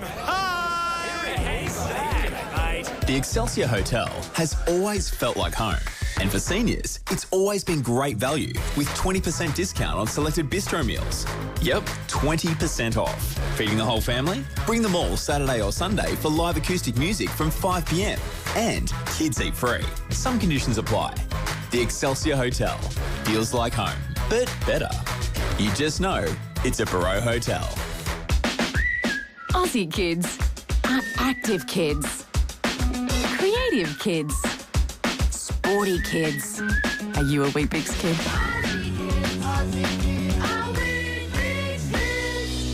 Hi, I'm Lynn Andrews. For over 50 years, the Lynn Andrews team have made it easy for landlords to manage residential and commercial property. From single homes to multiple commercial holdings, our passion for property investment means we have a great deal of knowledge. How to do it safely and properly, matching the right tenant with the right property every time. We're here to help you. Visit lynandrews.com.au. Rowey and Timmy G, the 5AA Sports Show. it was crazy. It was bonkers. And I didn't realise how big it was until down the track after it, because Chock and I were doing it. Like, you can't explain how big it was. And so the rivalries today, they're brief and they got a bit of beef, but not when Chock and I had the front page of newspapers for years. Yeah, 26 after 5. There's a fierce rivalry. Danny Green and our former guest just now, Anthony Mundine. 8223 0000. The lines are open for a Black Guts Shiraz, all thanks to Rusden Wines. Tell us a good fierce rivalry. Well, my rivalry's with England, full stop. The Ashes. I just want to quickly do this before we get Ken on. The fallout of the English Ashes has started. England's chair of selectors, Luke Wright, gone. After T20 World Cup, gone. England held a sweeping review, Timmy. Sweeping review after their loss. A sweeping review. Yeah. After their loss, and he's the first rooster to go. I mean, fair dinkum. This would be my order. Number 1, Brendan McCullum. Tell your story walking, mate. Bazball's a joke. I'd sack Ben Stokes as a captain. Captain Paulie. I mean, he's still their star player, but Captain Paulie. Just hold your gunpowder on that one. Cricket director Rob Key. What a pussycat. He just let them get away with it. How pathetic was Duckett as the open? How pathetic was him? And here's the other one, Archer, with his gold chain. Oh, I've got a sore hammy. Oh, I've got a sore that. Mate, you're a joke. Get yourself fit. Get yourself strong. You're one of the best bowlers in the world. Stop looking at yourself in the mirror and getting all the TV accolades. You're a joke. Fierce rivalry. Woo. Rowey, the English cricket team. Tell us what you really think. Well, hang on. What part of that am I wrong? Surely they've had a huge review. I'm not going down that path. No, but they'd be disappointed in Archer, wouldn't they? Well, the whole thing they would be disappointed with. But, the end depends on the beginning. I said that at the start when the preparation wasn't good enough, and it came to bite them. When they should have, they were up against an injured lineup. They got smoked in Perth, smoked in Brisbane, and then go to Noosa. Get their budgie smugglers on. And fierce rivalries. Let's go to Morford Vale. G'day, Ken. Hello, Ken. Oh, pardon me. G'day, boys. I've got a bit of a breathing problem, so I'll get through this. But you're on the right track, Rowey. Cricket, greatest rivalry, Ian Botham, Ian Chappell. Yes, no love there. I even tried to patch it up, Ken, and it didn't work. No, they hate each other. Oh, yeah, that's a beauty. Oh, with a vengeance. Yeah, like that, Ken. Well played, mate. You stay. Can I quickly say? Yeah. Can I quickly say something else? Yeah. Yeah. The Poms came out here and said this was the worst Australian cricket team that ever come out to face. Yeah, since 20... Remember that? 11, yeah. That was a Stuart Broad comment, which came back to bite him on the bottom. And that loser that's on telly everywhere over there, Piers off. What's his name? Piers Morgan. Oh, he just joined in on the back of it and then got slapped.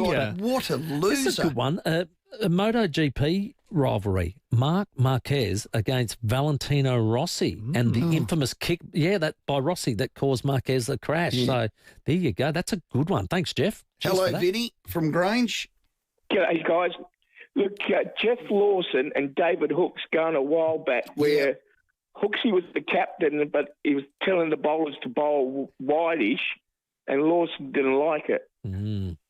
Yeah, there was a couple of incidents with them. Vinny, didn't Jeff and Hooksy run into each other between the wickets? Like, I reckon something like that happened as well. I think they said something to each other when they went past each other. I love that. The old days. Good stuff. Nothing wrong with a fierce rivalry. Nothing wrong with it. You never beat an argument, David Hooks. Yeah. He was as quick-witted, good on the lip, as sharp as anyone I've ever met. Very good on the lip. A magnificent memory, never forgot a face. A prodigy of Ian Chappell. He loved Ian. He did. And Ian was sharp on the lip too. Yeah, okay. A couple on the text before the headlines. Ian from 2L says Peter Brock and Alan Moffat. Yeah, great rivalry. That was a great rivalry too. No, that's a good one. And from Dirk, as we go to the headlines, Stephen Bradbury versus the 5AA Sports Show. I think that might be right in the running for the Rusden Blackouts. Keep your calls coming next. Rowey and Timmy G, the 5AA Sports Show. Internationally, Greenland has been the focus. David Penberthy and Will Goodings. It started as a sort of a thought bubble. US President Donald Trump wanted to acquire the land to get a sense of what it's been like for a local to live through this. We need to chat with one. 5AA Breakfast. Jurgen lives in Greenland and joins us now. Good morning, Australia. Adelaide's leading breakfast show. You can say that we are angry, but angry in an anxious way. Weekdays from 6 a.m. People in general are worried here for what could happen to us. On 5AA, always Adelaide.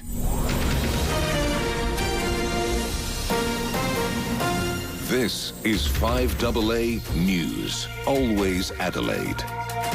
Good afternoon, I'm Kendall Brettig. Tomorrow shaping up as the worst fire danger day we've seen in SA for years, with catastrophic conditions in 2 districts, while the temperature on Australia Day is set to climb to 45 degrees in Adelaide.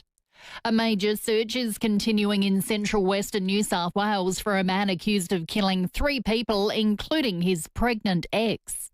2 people have been rescued from a sinking catamaran near Port Lincoln, and Alex de Minaur's in action tonight at the Australian Tennis Open. Now checking 5AA traffic.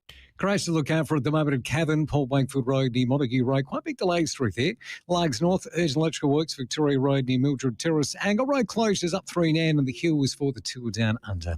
Quite busy South Road, Mile End and a Canberra Road, Felixstowe. Low prices this long weekend at Dan Murphy's. Get Great Northern Super Crisp Lager, $3.75 cans, 30 block, $55 for members. Ends Monday. Choose to drink wise. T's and C's apply. Adelaide's most accurate traffic on 5AA. Down to 25 tonight and then hot and 43 tomorrow. At the moment, 36. More news at 6 o'clock on 5AA, always Adelaide. At Coles, Shop Scan Win is back, in-store and online. Simply spend $20 and scan or link your Five Eyes for your chance to win money off your shop. Ends Feb 3, must be 18 years plus, limits, exclusions and T's and C's apply. SA permit T25/1893. Launch into 2026 behind the wheel of your brand new Mawson Lakes Volkswagen. The New Year clearance is on now with new and demo Volkswagens priced to clear. Want immediate delivery?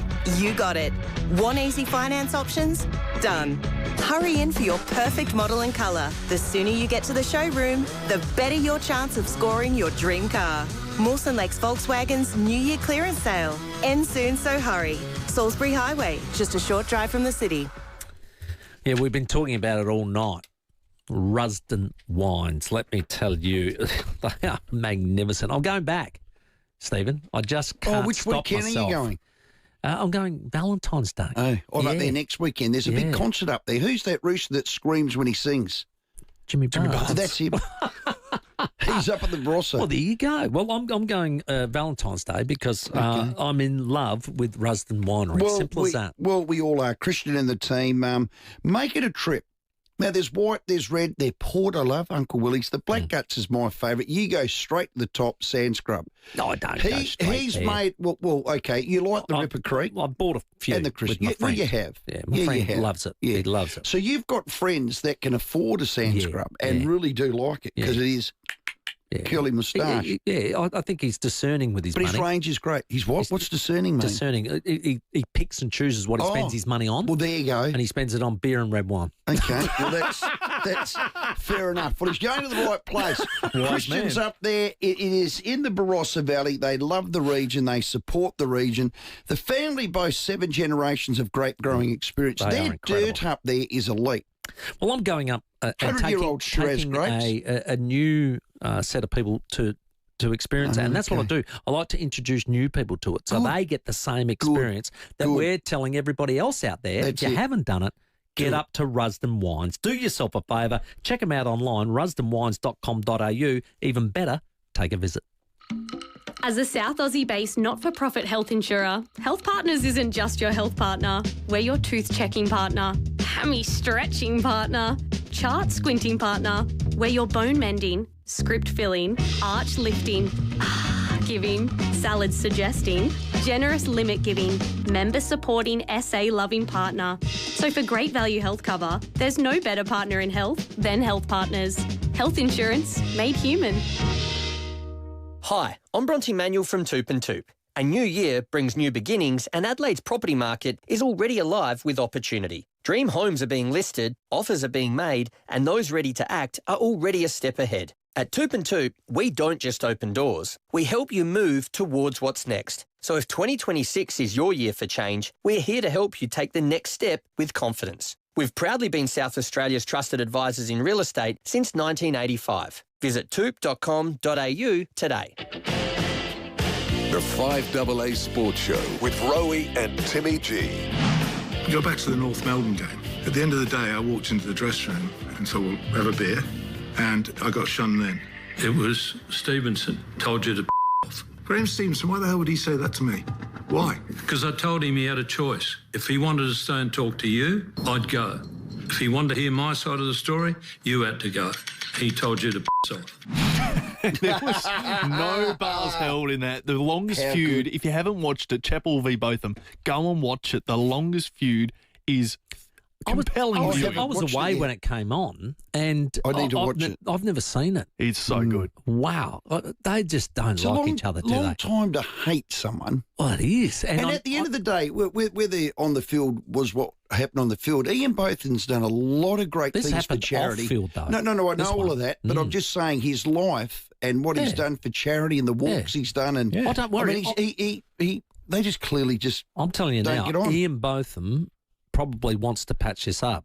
Ian Chappell doesn't. No he has chance. no intentions of you know what? He's like, no, bad luck. Why do I don't like you. Yeah. That's it. End of story. Doesn't go any further. Well, I think there's one thing you can say. He's a good hater. Yeah.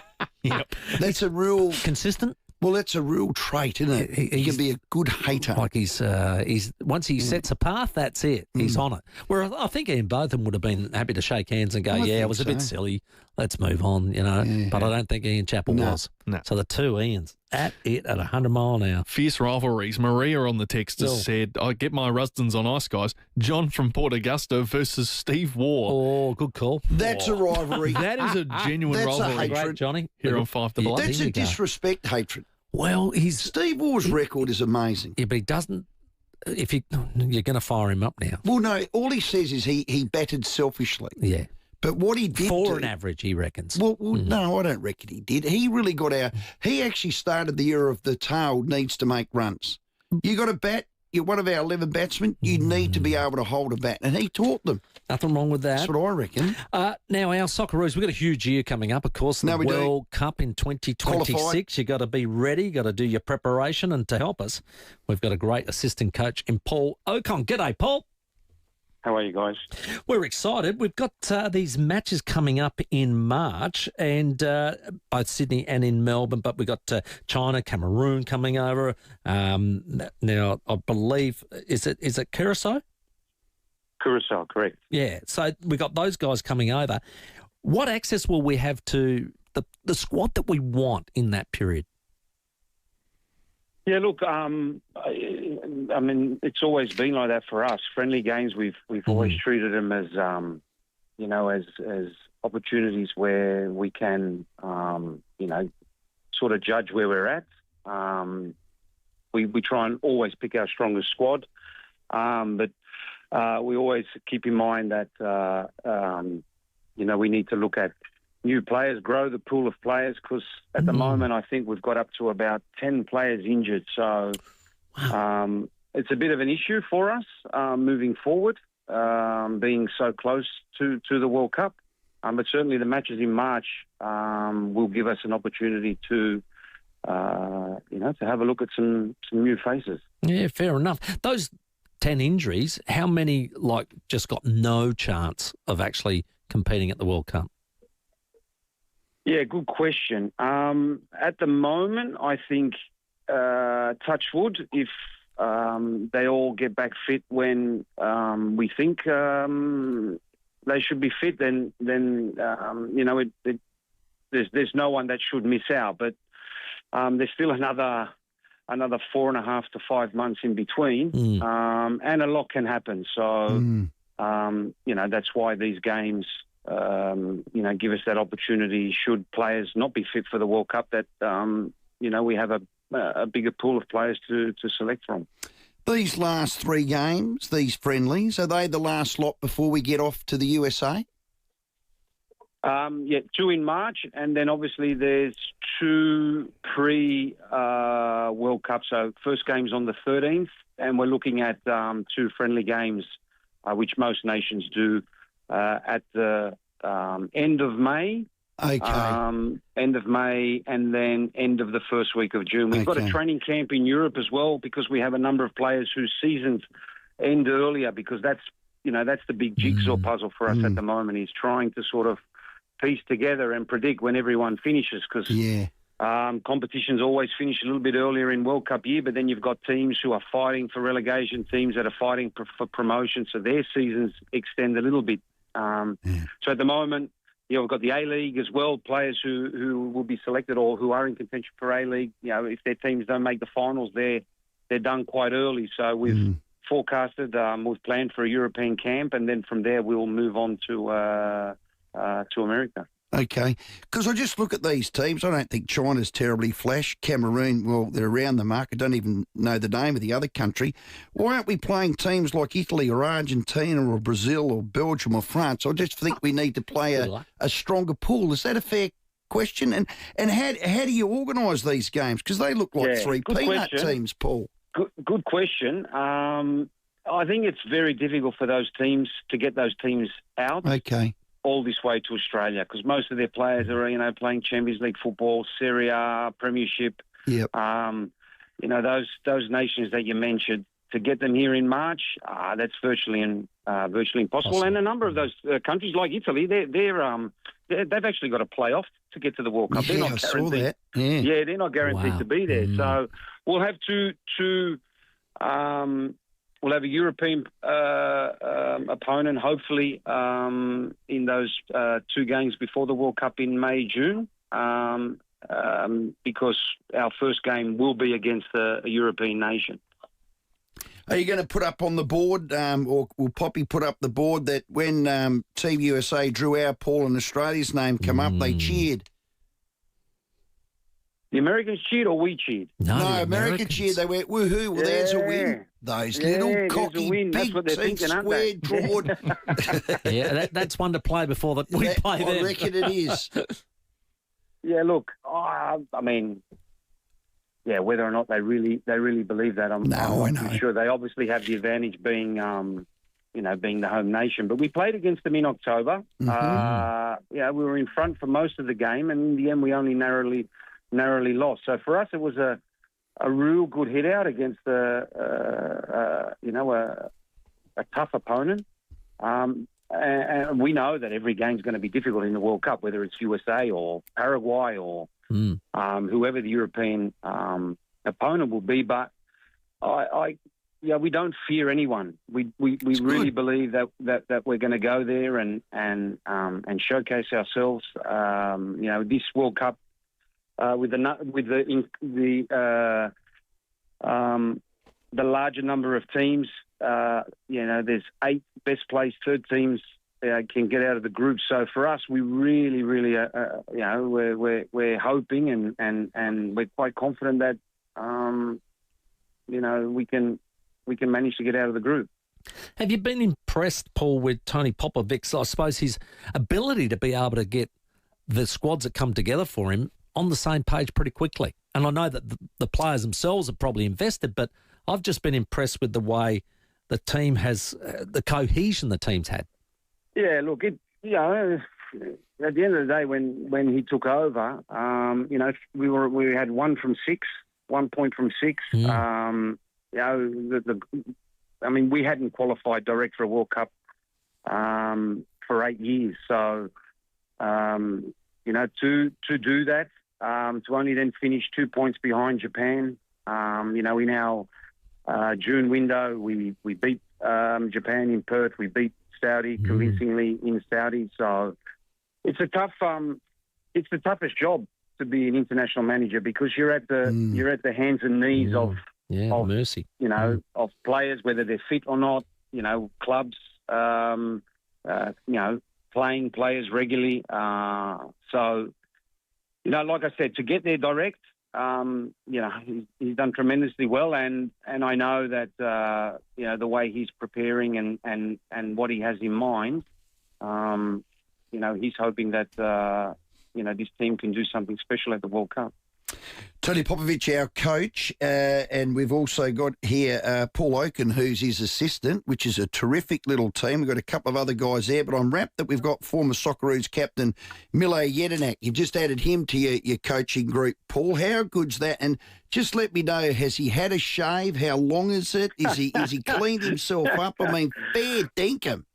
He looks all right. He's in good nick, Mile. He's looked after himself. Yeah, good. Look, it's great. It's great to have Mile on board. We're delighted with the fact that he's decided to join us.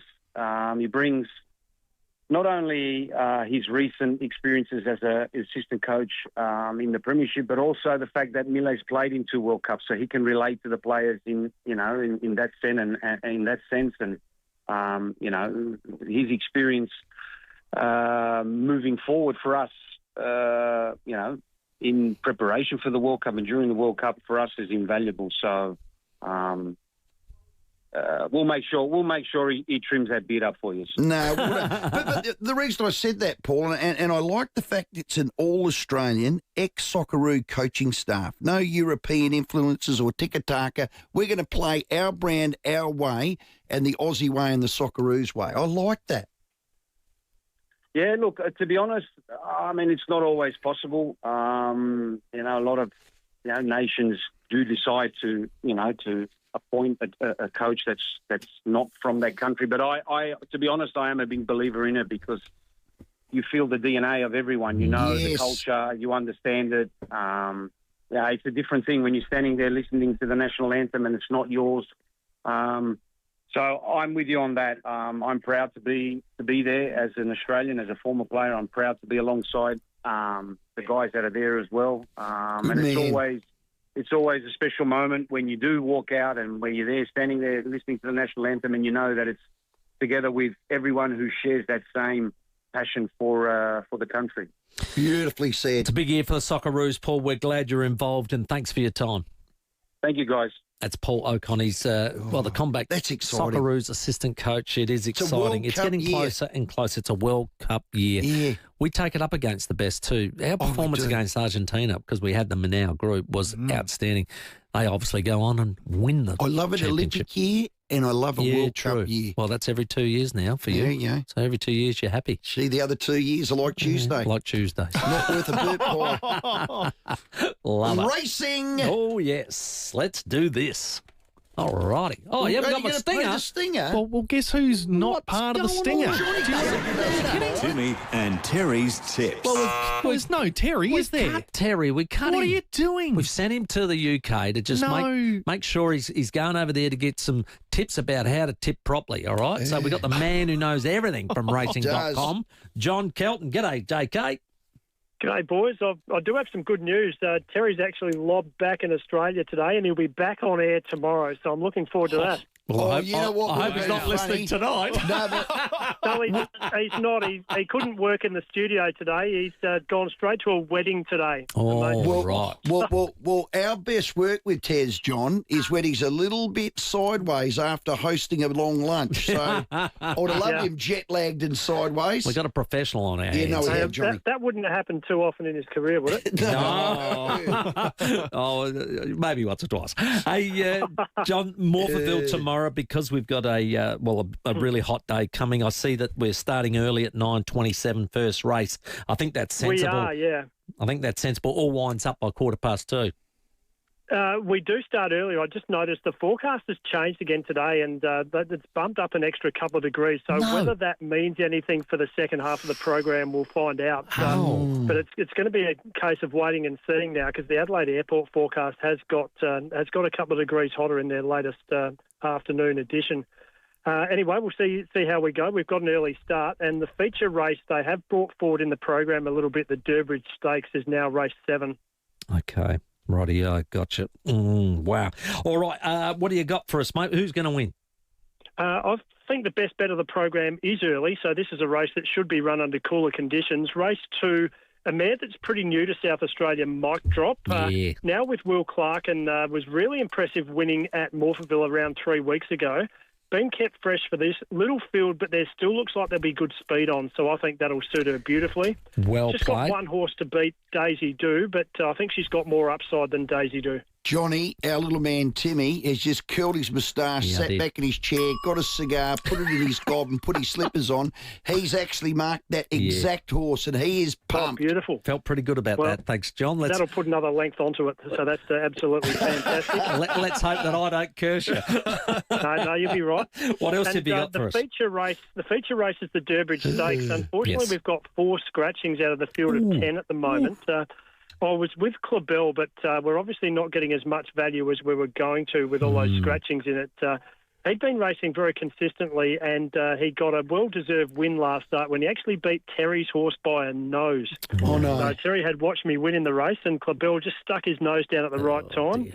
Yeah, Terry was calling athletics down at the Collie Reserve in the Bay Chef at that stage, and I reckon he kicked his phone around in Collie Reserve after that. Not happy, Jan. Understandable. All right, so Clabell, race 7, number 1 there on the Morphettville charts. What else have we got? Anything else before I launch in? One other one in race 6, Coorong Tycoon's a horse that's been building up to a win. Comes back slightly in trip, which probably isn't ideal, but he's come back a lot better horse this prep, and he probably should have gone pretty close to winning last start at Murray Bridge. So he's one I can definitely entertain. And a horse that I bred that's having its first start is in race 5. He's called Uptown Monk. He's a promising horse. Whether he's just a little bit new for his first start, I don't know. But I really like the horse, and he's having his first run tomorrow. Nice one. How did you name that one, Johnny? 4. Uptown Monk. One of my sons named him. We had another horse which was second to none, spelled N-U-N, and this is that was second to none's little half brother. So my son came up with Uptown Monk because there's a song called Uptown Funk. Yes, that's where it comes from. The young boys that have got a syndicate that have got shares in it, they like giving these horses all these theme songs. So they've got a theme song ready for this one. JK, that's excellent. Coorong Tycoon. Right? Yeah, Coorong Tycoon in race 6, I reckon will run very well. So race 6, number 6. Is that out of Written Tycoon? No, he's by Capitalist, who would have been by Written Tycoon. Okay. So that's where the name would have come from. Gotcha. Well, mine, you've stolen mine with Mike Drop, so I'm happy with that. I'm going against you in race 5. I'm going with You're a Wizard, Harry. You're a Wizard, Harry. I'm sure he's got a good chance as well. He's only just had the one run. He was good on debut, and his recent trial, he was given an easy time. So he can definitely run well. I'm hoping my bloke will be flashing through late in the inside and nail him. That play fair, Timmy. Come on, JK. God. All right, I'll finish with an each way because it's at good odds. Race 10, number 3, Santastico. Yeah, racing well. Obviously harder than his last start, but he did win quite impressively last start, and he always gives himself every chance by going forward in his races. Beautiful. Thanks, Johnny. Really appreciate your time. All right. Thanks, boys. I'm about to jump into Melbourne Airport and get back to Adelaide for tomorrow morning. Good man. Racing.com just keeps working at it. Nose to the grindstone. Yeah. Unbelievable. And great tipster. Absolutely brilliant at 7 to 6. So the weather forecast for those who are interested across the weekend, it has jumped up significantly. So tomorrow is now 43 degrees in Adelaide. So do stay cool, whatever you're doing. Sunday will drop down to 37 slightly, but then ramp back up for Australia Day on Monday. 45 degrees. It'll be the hottest day South Australia, the CBD, has had since December 2019. And I think it's the hottest on record for Australia Day. So just bear in mind a couple of 40-degree days coming up over this long weekend. It is time to check traffic, and we'll come back after this. At Cavan, a crash on Port Wakefield Road near Montague Road. Big delays through there at the moment. Largs North, urgent electrical works on Victoria Road near Mildred Terrace, and we are slow South Road, Mile End. Quite busy Kensington Road at the Britannia Roundabout with the camera Ascot Avenue, Vale Park. Express yourself with the custom number plate. There are 10 exciting new colour combinations. Create a plate that's as individual as you. Pick your plate at easyplates.sa.gov.au. Adelaide's most accurate traffic on 5AA. Rowey and Timmy G, the 5AA Sports Show.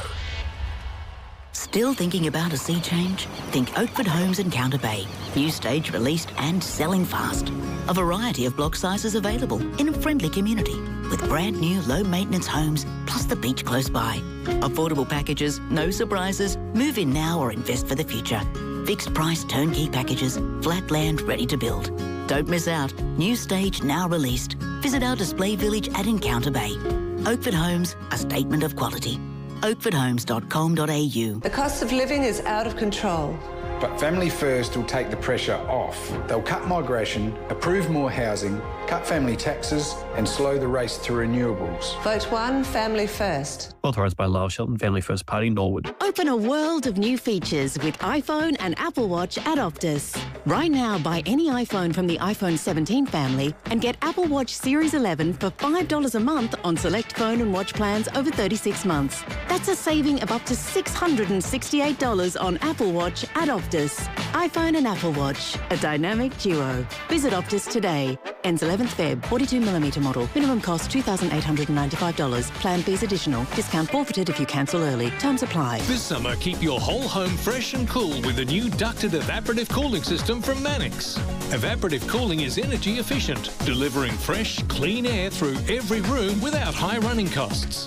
If you need to change your old unit to the latest model or even replace your current system completely for a reverse cycle system, see the team at Mannix for a free evaluation. After 60 years, South Australians trust Mannix. Get a free quote today at Unique, loyal, fun-loving. That's what we look for in our pals. When you're next spending time with your best friends, don't forget some of the best pals you can have.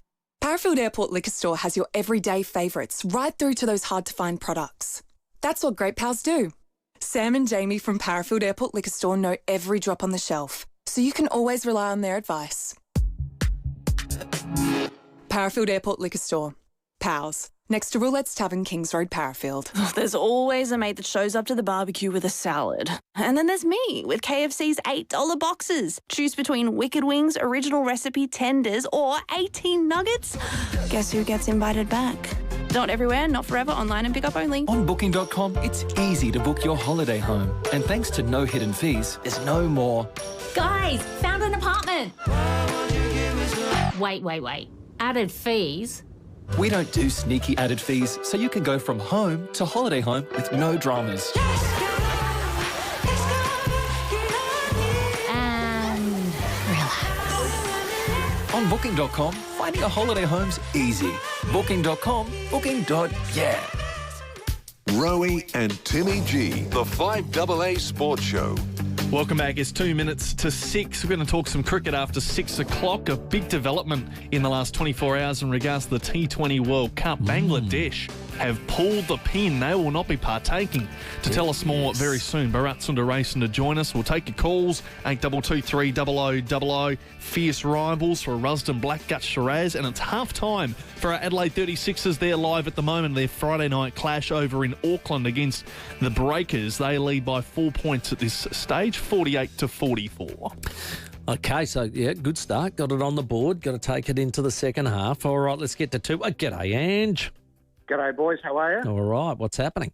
I reckon rivalry, guy. Talking about Australia Day, there's one thing on me. So I haven't seen any Sam Kekovich bloody lamb commercials this year. Remember Australia Day? They always used to be on. I'm trying to remember the last time he There is one this year. I've seen it on social media. It is another very good one. It might get more circulation this weekend, Ange.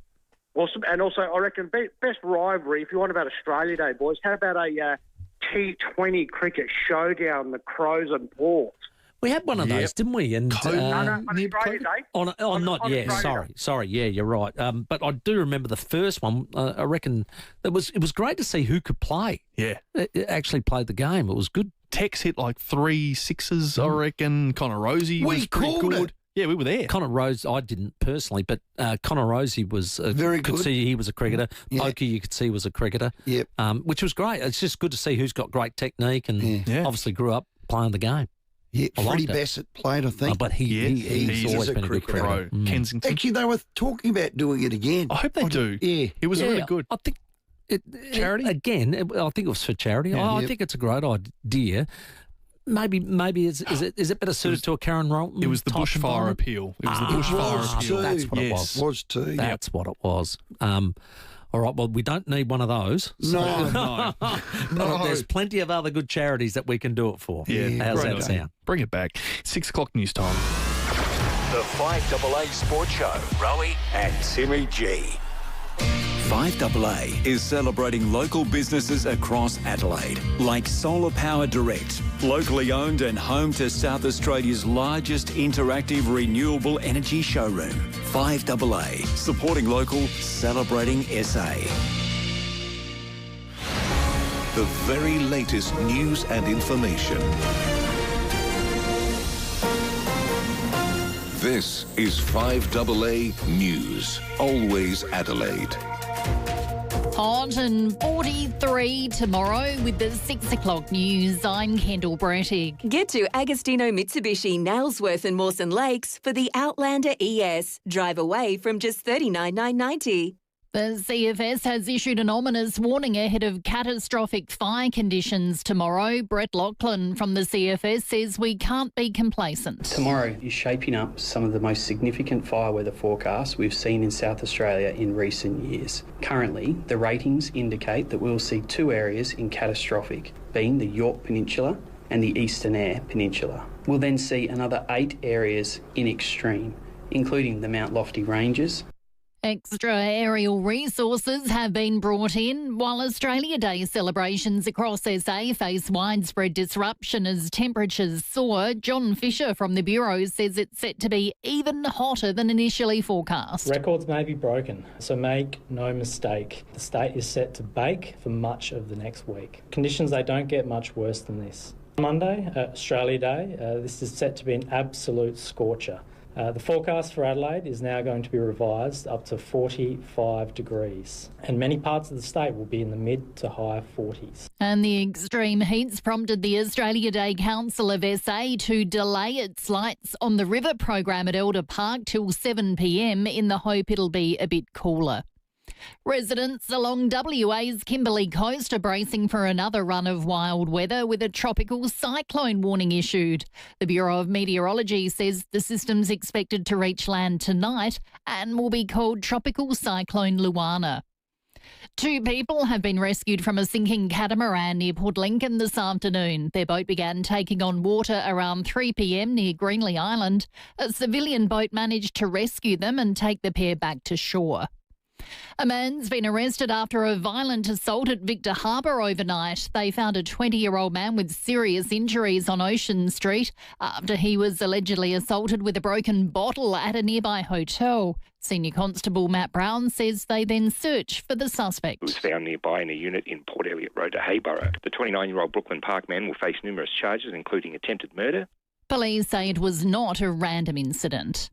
Susan Lee says she's confident in her leadership despite a coalition collapse over disagreements on Labor's hate speech laws. Amanda Kopp reports. In a week that was supposed to be focused on anti-Semitism and the Bondi attack, it's ended with a total breakdown of the coalition. Now the blame game begins about who's at fault to get them into this situation. Both the Nationals leader David Littleproud and Liberal leader Susan Lee were on the Today Show. Susan Lee broke the coalition when she accepted those 3 resignations. We didn't have to get to this juncture. I am absolutely confident in the leadership that I have delivered. The first opportunity for any kind of leadership spill could be when Parliament resumes in early February.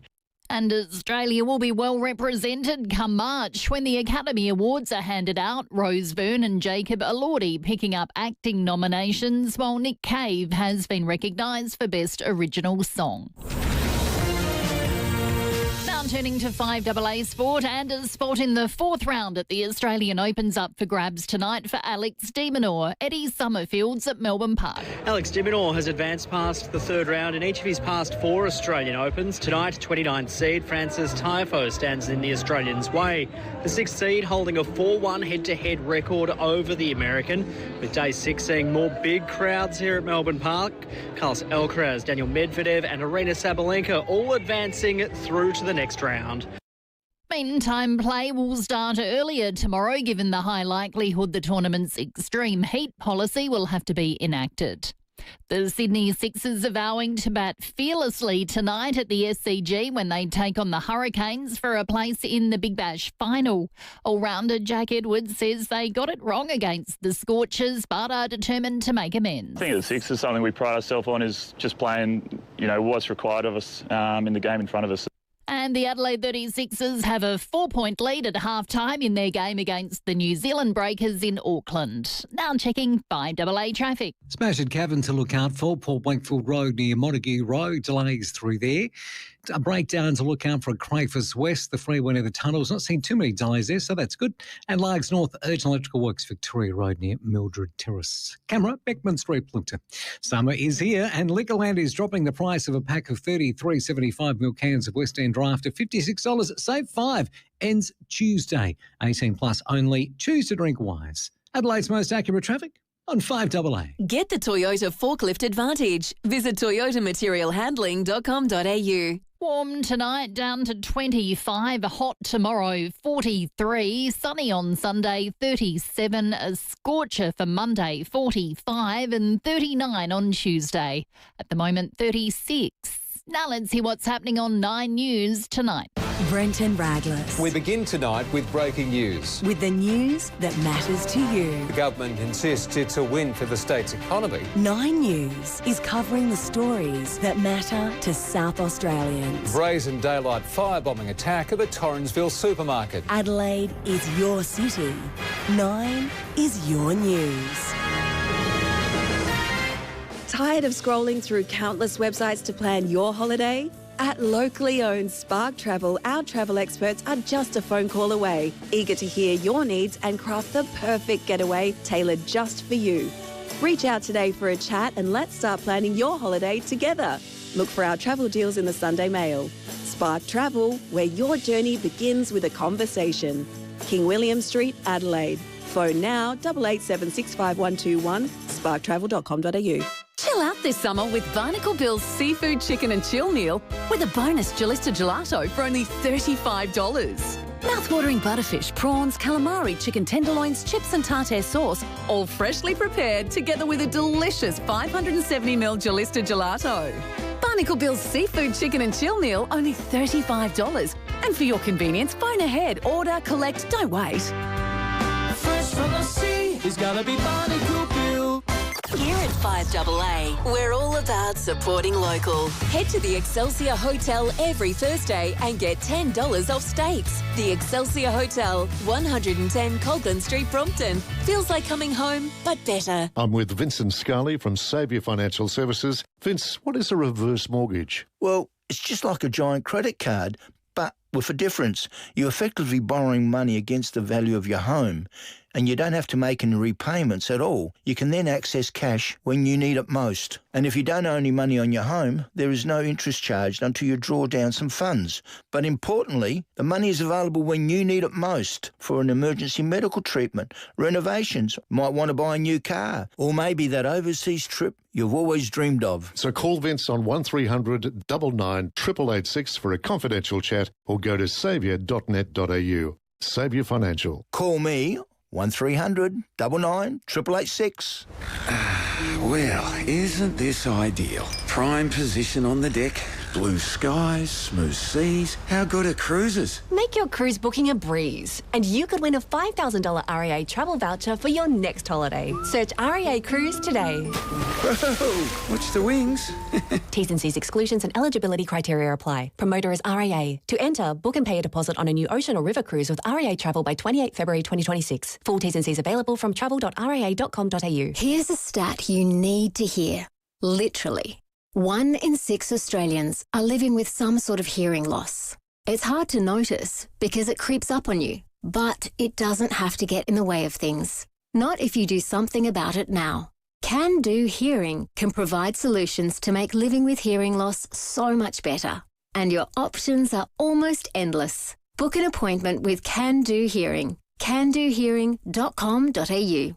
That sounds better. Experience the very best of over 50s living at Northern Community Residential Village in Penfield. Set in a serene and peaceful setting, Northern Community Residential Village offers a low-maintenance lifestyle amongst a welcoming community of like-minded people. A new release of stunning homes is now selling from just $450,000. Book a tour of the display home today and picture how bright your future could be. Visit ncrv.com.au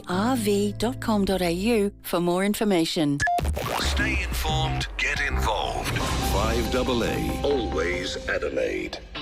Rowey and Timmy G, the 5AA Sports Show. 10 minutes after 6 on this Friday night. Lots of sport ahead on this long weekend. The Challenger final, the Big Bash in Sydney with the Sydney Sixers and Hobart Hurricanes is in action very soon. Ben McDermott from the Hurricanes has won the bat flip. They will bowl first in that one against Steve Smith's Sixers. And the 36ers are in action right now in New Zealand taking on the Breakers. We're down 5 points after leading 4 at half-time. So we need to get our backsides into gear because we are already on a 2-game losing streak and the opponents are catching us on the ladder. And the Reds play tomorrow. Loads happening. But let's talk some cricket, Timmy. Well, as you mentioned earlier in the show, Sam Tugwell, there's been an incredible exit from the ICC T20 World Cup before it's even begun. Bangladesh have told the ICC that they will not be competing in the T20 World Cup, and I'm not sure that their players had a lot of say in this, but it was around about a player who was playing in the IPL who was, he was told to leave the IPL, and it's caused a bit of a stir. And there's security concerns. And the Bangladesh are saying we would have security concerns around this player returning to India, so we don't want to play our games in India. And could you accommodate that? And they said, because there is a precedence. And they said, well, we're not going to play. Yeah. Now, the games of the World Cup will be played in both India and Sri Lanka. But to give us a bit of a deeper insight into it, he's an adopted Adelaidean now, great cricket commentator and writer, Bharat Sundaresan. G'day, Bharat. G'day, boys. Happy New Year. I mean, I know it's the 23rd of the year, but it's the first time we are speaking. So That's true.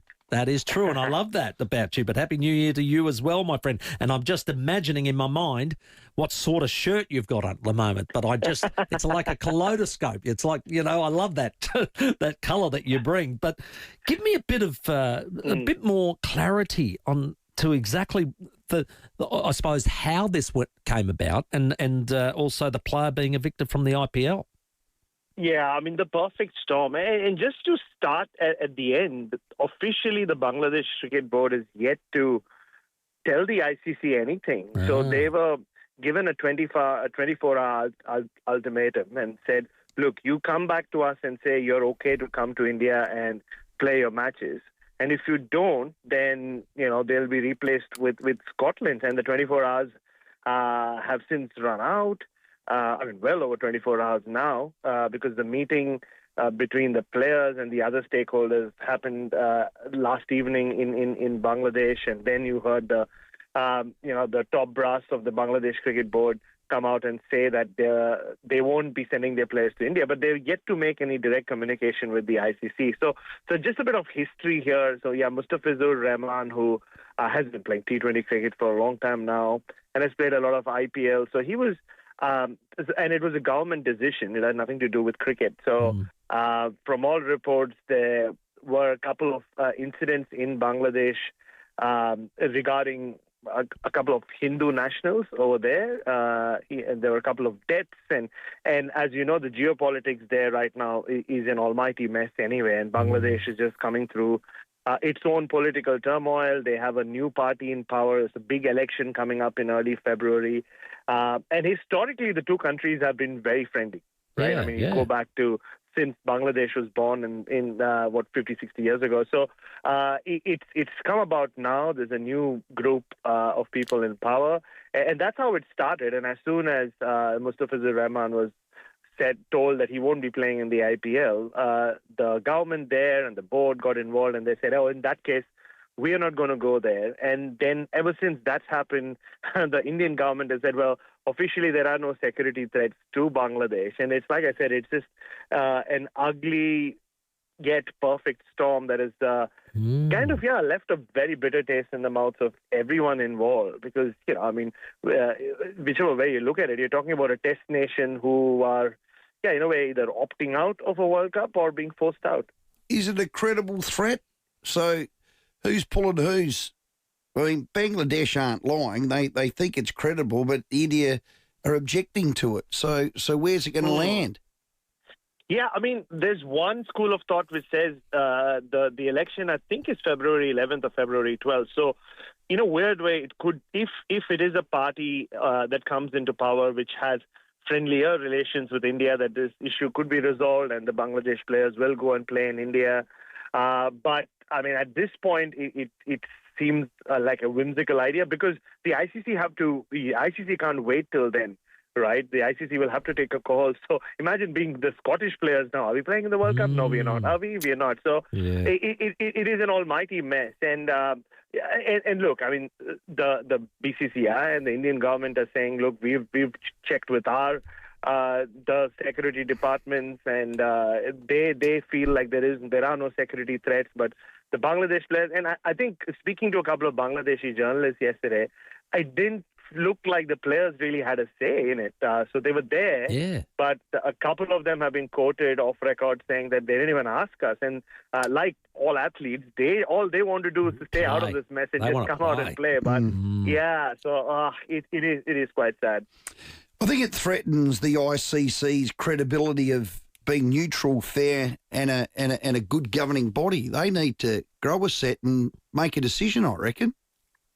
Yeah, you're right, but I think it's the makeup of the ICC as well. I memean, you have the BCCI have such an influence over the ICC in terms of who's what are you suggesting, Bharat? What are you suggesting? No, I'm not even suggesting anything. He's right there facing us, and so yeah. I mean, a lot of people have asked, hey, if India can get their way with the Champions Trophy, where they've played in a neutral venue, what happens now? And then there's the other equation as well, where all the ICC members voted, and Pakistan were the only ones who voted in favor of Bangladesh playing their matches in Sri Lanka. So again, does you see where the power rests and who the power rests with right now? But look, having said all of that, it's way more complex than a game of cricket. I said the same when the whole India-Pakistan situation happened earlier in the year. With the Asia Cup and all that drama around handshakes, no handshakes, and all of that. But it's a very complex part of the world, the Indian subcontinent. I know I hail from there. I never got my head around it, and very few people do. So it's got a lot more nuances and intricacies rather than just India get their way and nobody else does. But yeah, I mean it's come down to political posturing from the people in charge of Bangladesh as a country right now. And like you said earlier, it's just sad that the players have to pay for it. They're the ones that are going to suffer, unfortunately, which we hope that something gets resolved and they're able to compete in the World Cup. Otherwise, the Scotsmen will be kicking up their kilts. They'll be very happy. So we'll see how that plays out. Look, Bharat, thanks for your time. Before you do go, we've had several texts come through saying, ask Bharat when he's going to play a game for Uradla. What's happening? When are you going to get out there and throw a few down and make a few runs? No, I will. If not this month, definitely in February. There you go. I'm sticking my neck out. I'm going to Sydney to play a game of cricket, funnily enough, on Sunday. But then I'm back and I'm available. Come pick me is all I'll say, because I've got a few weeks at home, which is unusual to start with. So yeah, I will be making my debut for Uradla very soon. Well, Bharat, selection night, I used to wear colourful socks, but I don't think you'll have any problems being noticed in the nets. No, I think that's the only time my socks are white. Yeah. Hey, mate, excellent stuff. Thanks for clearing that up for us, and we'll see how it plays out. For sure. Yeah, hopefully, some sort of sanity prevails. Thank you so much, guys. Spot on. And that's all about the T20 World Cup. And Bharat Sundaresan, our guest. I'm going to put a full stop to it because it's not cleared up. The T20 World Cup, India pressured the ICC due to, inverted commas, security reasons to play all the games in Dubai. That was the Champions Trophy. The Champions Trophy, sorry. Yeah. And they got to play in a neutral venue. Well, they did. Yeah. Well, they did. And that's they said, I'm not playing in Pakistan. We're playing Dubai. Well, they finished top of their pool, so they got to pick, and they played the final in Dubai. Yeah. Now, it's just double standards. If the request is warranted, that's where the cloud hangs. Is this warranted that it is a big security risk playing their games in India? Well, if Bangladesh is saying it is, out of respect, the ICC and the BCCI should listen to those concerns. Surely. You hear them out, yes, but I don't think the ICC have. No, because they're owned and ran by the BBCI. Yeah. BCCI. BCCI? Yes. EIEIO. It is a very complex situation at the moment. Well, we're only weeks out from the T20 World Cup. Well, People this want is this a joke. Well, it has to be resolved. It absolutely does. Have your say next, 20 after 6. The 5AA Sports Show. Rowey and Timmy G. Live Golf Adelaide is now 4 days of action. Feb 12 to 15 at Grange Golf Club. See world-class golfers including Bryson DeChambeau, John Ram, Dustin Johnson and Australia's own Cam Smith go head-to-head in 4 days of high-stakes golf. Shotgun starts, fan village fun and live music. Tickets on sale now for Thursday the 12th of February at livegolf.com or keep it on 5AA to win your way there. Looking for a new TV? Optus is offering a bonus TV with select Samsung Galaxy phones. Get the latest Samsung 65-inch QLED 4K TV at no extra cost when you grab a Samsung Galaxy S25 Ultra, Z Fold 7 or S25 Edge on eligible Optus payment plans. New phone and a new TV to start the year. Visit Optus today. Offer ends 4th Feb, redeemed by 4th March via Samsung website. Eligible postcodes only. Terms and redemption criteria apply. Find one on the train. Find one at the Oval. Find one at the shopping centre. Find one in a heartbeat. Thanks to new legislation, there are now even more automated external defibrillators across SA. In an emergency, call 000 to be directed to your nearest AED. Visit sahealth.sa.gov.au/AEDs. A message from the Government of South Australia. They say one of life's biggest decisions is buying a home. But sometimes the hardest one is leaving it. At Anglicare SA, we're here to help you stay where you belong. We offer support for everyday things like cleaning, gardening, cooking, but are also experts in care management, allied health and clinical nursing. Because we believe there is no place like home. And with the right support, there is no reason to leave it. Find out more at Anglicare SA. You are at home. Hey guys, it's Hayley from Adelaide. World Travel Fest is back Sunday, February 8, 10 a.m. to 4 p.m. Join us, Adelaide, and over 60 travel providers, airlines and cruise lines all under one roof. Discover the hottest offers from family escapes to luxury getaways, cruise deals and more. Plus, inspiring travel talks, entertainment and win one of 4 incredible travel prizes. Entry is free Sunday, February 8, Convention Centre. Register at pht.com.au.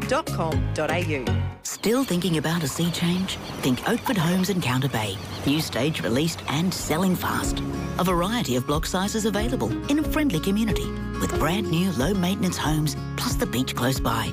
Affordable packages, no surprises. Move in now or invest for the future. Fixed price turnkey packages, flat land ready to build.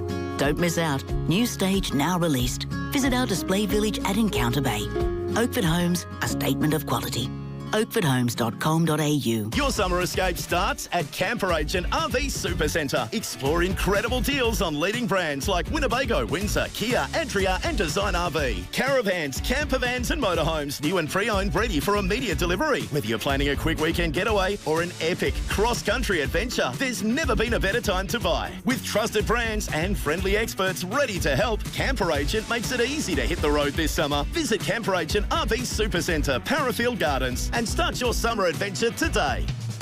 The 5AA Sports Show with Rowey and Timmy G.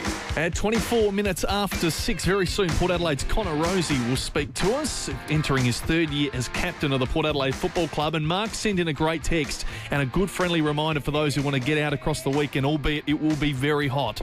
The Adelaide Giants play the first game of the final series. However, I am incorrect because I should have fact-checked. It's in Sydney, mate. It's in Sydney, of course it is. All 3 games are. They play the Blue Sox. This is for a 3rd title in 4 years. We spoke to Todd Van Steensel the other day. Yes, we did. And he grew up around the corner from this actual ground, so it's his home deck. So he'll pitch him out, won't be a problem. We'll win 3 in a row. Come on, Giants. Actually, we'll just win 2 and then get on the gas. Yes, please. 6-24. What's the 36ers score? It is, it's just gone to a replay, so the screen has reset, but at three-quarter time, we were down by a point, 70-71. Where is it now? 73. to 70. Down by 3. So early stages, fourth term. Okay. But we were 8 points down just moments ago, so fought back okay. They got that in them, haven't they? Where they have a little lapse where other teams can get a bit of a run on. Yeah, you know, I was just looking at one of the players that reminded me. Do you remember the young lad we had come in, Flowers? Yes, Trenton Flowers. Did he get drafted? He went to the NBA. Oh, he hasn't done much, has he? Because remember, he was touted as being one of those project players that was going to get drafted. You remember Josh Giddey played that season with us. Oh, this kid had... Giddey ended up being our best player. So Josh Giddey was great. This kid was, I think... no, that's what I'm saying. He was... that's why I asked. He couldn't play. Yeah, he got a 2-way contract with the Clippers in the G League and then after a while went to the Chicago Bulls and was on the list there. Like on the Actually top on the list. roster? He's on the roster. No. Really? Yeah. Wow. No. 2-way contract with the Chicago Bulls signed October last year. Okay. That's where he's at. What's 2-way mean? And don't say do break not a break ask a me big these 10-4. questions. Tim, I don't know what a 2-way question. I don't know what this is. Remember the old CB radio? So here it is. So a player split time between the major league and its minor league affiliate. Yeah, righto. So rookie, like a rookie. Yeah, just split. So I think Bronny James a little bit. I thought he was once upon a time. Right. So you could play majority up and down. So he's not a peanut. He's the next level above it. There you go. Oh, well. He's a salted cashew. Just thought we'd find out where he ended up. They're good salted cashews. Very good indeed. Don't mind them myself. Just 73-73 with the Breakers and 36ers. You said it the other day, Rowey. Do you think the other teams have gone, we've now worked out I think so. How you beat them. So now it's not going to be the roster of the team. It's going to be how they're managed and how they're coached. And if we've got the coach that we think he is, we should win this title, to be honest. Absolutely. And I know that... But teams come at them. Some people haven't... That Brian Gorgian just picks him apart like a cherry on a tree. And that's something we've got to be really conscious of, I think, come finals. God, I'd love him to win. I'd love him to win for the state, firstly. 36ers program because they've done so well, and Grant Kelly to be bloody good. Sam, throw on the kitchen sink at that what's love the of date his. of our last championship, NBL? The year we won it. Yeah, 2001? 2003? Was it? No. Yeah, 2001. It's been early 2000s. Yeah. 3? Really? Well, I'm going 01. I reckon you might be, hang on, 2002. Somewhere in between. 2002. So we're 24 years drought. Yep. We made the grand final in, I think it was the 16-17 season. That's probably what I was thinking of. We lost it in game 5 of 5. Okay. It was a Melbourne United series. We had the home series advantage too, so we played at home more games than not, and we still couldn't went to get that it done. game. Very disappointing. Yeah, it was a very good It's our series. year, Timmy. Well, it has to be 24 years. The thunderclouds. It's too big a drought, isn't it? That's really... We need it. Come on, you 36ers. 28 after 6. Connor Rosie next. Rowey and Timmy G, the 5AA Sports Show. This is the small story that should be the big story. David Penberthy and Will Goodings. The mid-year budget review came out and included 47